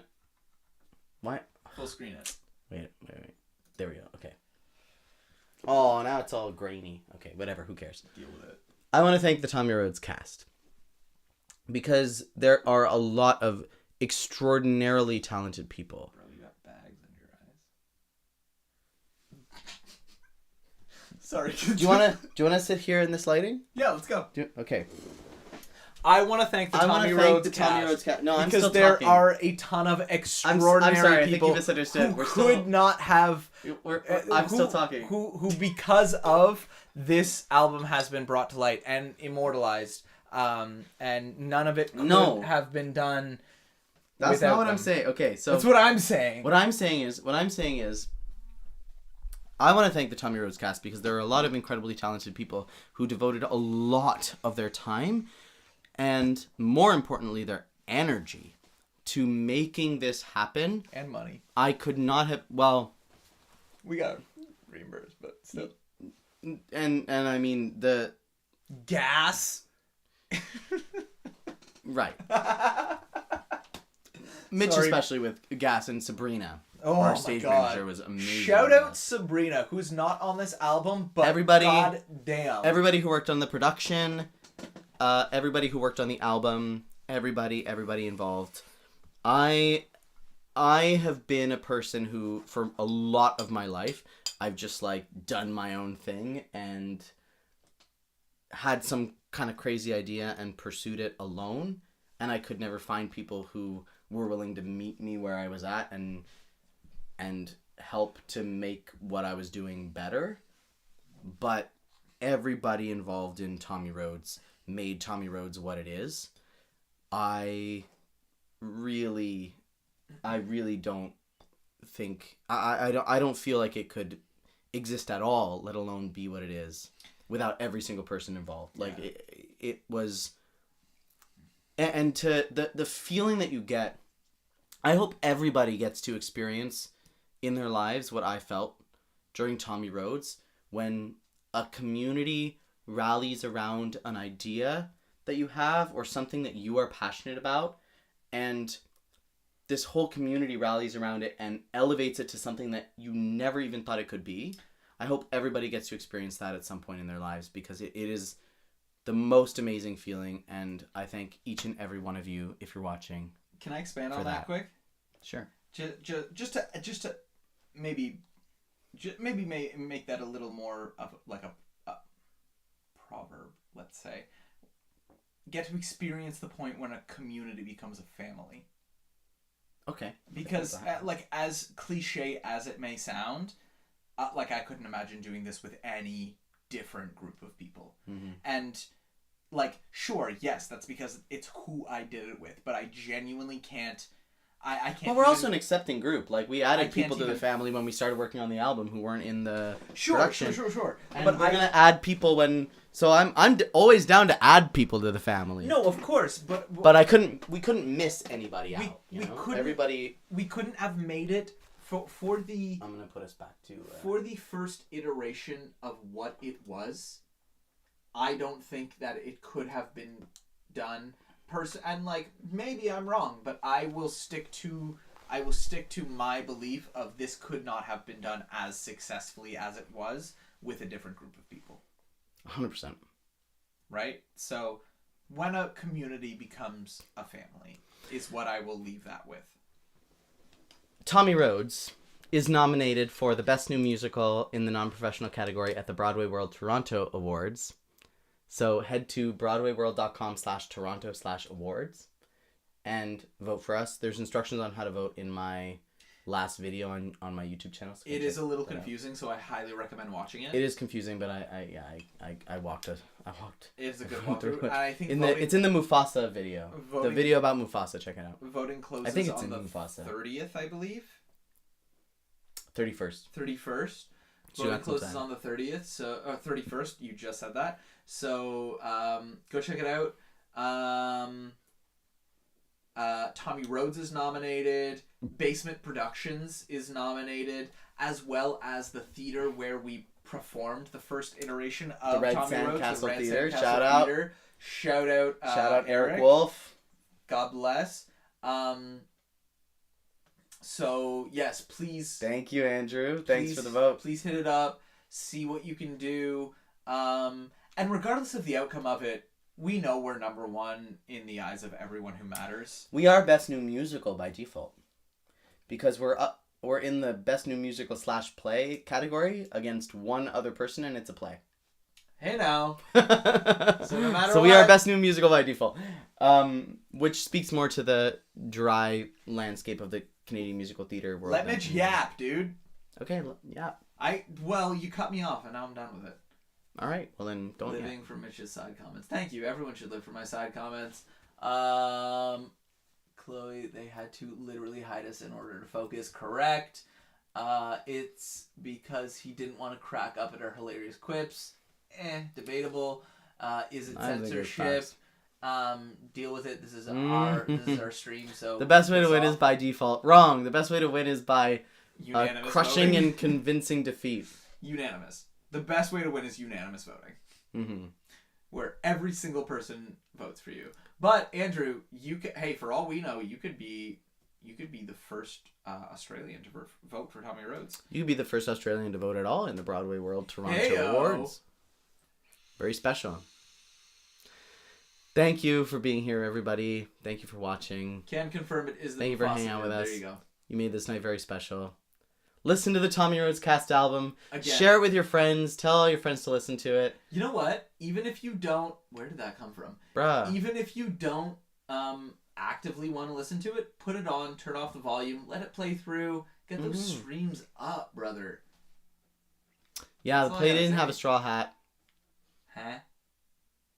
You know what the funniest part is that when we were starting, when Mateo and I were concluding, actually, the edits for this show, I had a flop hat, a newsboy hat, that I was just like, I just had at my house. It was just like one of mine. Keep talking, I'll be right back. And Mateo was like, oh, this is mine now. I'm taking this, and you don't have a choice. And like, I had a couple, so like, it's whatever it was.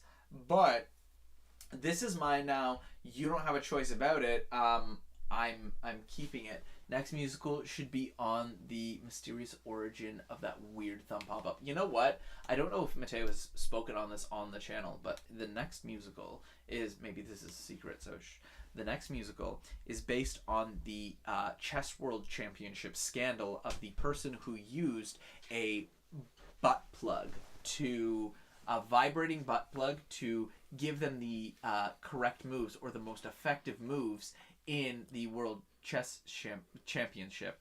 And it's called what? The Opening. The Opening. So that's the next musical. That's Keep one of your the eye next out. musicals. Another next musical is I'm writing a musical with a collaborator named Nick Flato, who worked on the Stranger Things musical. Yes. And he brought this idea to me about Philip Johnson, who's this famous architect who built this house entirely of glass and basically... Yes, Andrew! Yes, exactly! Philip Johnson built this house entirely of glass and basically invented floor-to-ceiling windows, but he was like... Checkmate and Prostate is so good! That's gonna show up in our musical somewhere. That has to show up in our musical So somewhere. sorry. I'm actually texting Brooke as soon as I get off this live stream. Philip Johnson invented floor-to-ceiling windows, famous architect, but a very complicated character who like hid away his secret gay lover.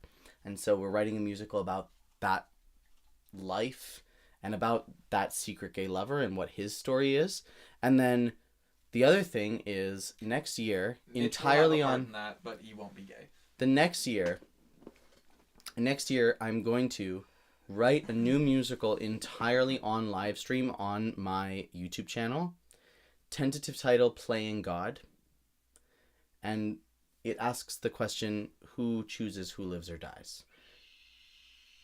What happens is there's a person who kills another person, but the person who got killed is responsible for the deaths of thousands of people.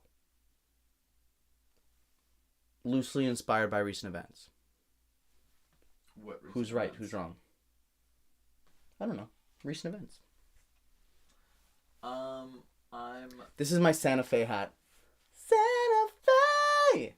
Mateo is also a for real chess follower, and the drama is spicy. You're all for it. Absolutely. Mateo Yes! feels the same. Yes, I saw that. Literally playing chess earlier tonight. I played about 3 hours of chess while today. we were all trying to play a game together. Mateo was playing chess on the side. That's correct. Did we see the I love chess. absolutely unhinged interview between Hans and Gotham Chess? That was insane. Dude needs a timeout. So I guess we did see that. We being me. Okay. I think it's 3 a.m. I think it's 3 a.m. I think we're gonna go write a drunk song. Speak for yourself. I'm sober. I think I'm gonna go write a drunk song. Good night, everybody. Thank you so much for watching. Thank you so much for being here and for supporting Tommy Rhodes. Stream Tommy Rhodes whenever you can. All the time. Preferably, that's how I remember. Over and over. That's how I remember If you pick it. one song, pick the 7/8. So real. All right. Pick the 7/8. Bye, everybody. Mwah. Love Bye, you so much. guys. Love you all. Thank you for being here. And now this is where I click, I think, stop streaming. And then confirm it. Yes. Okay.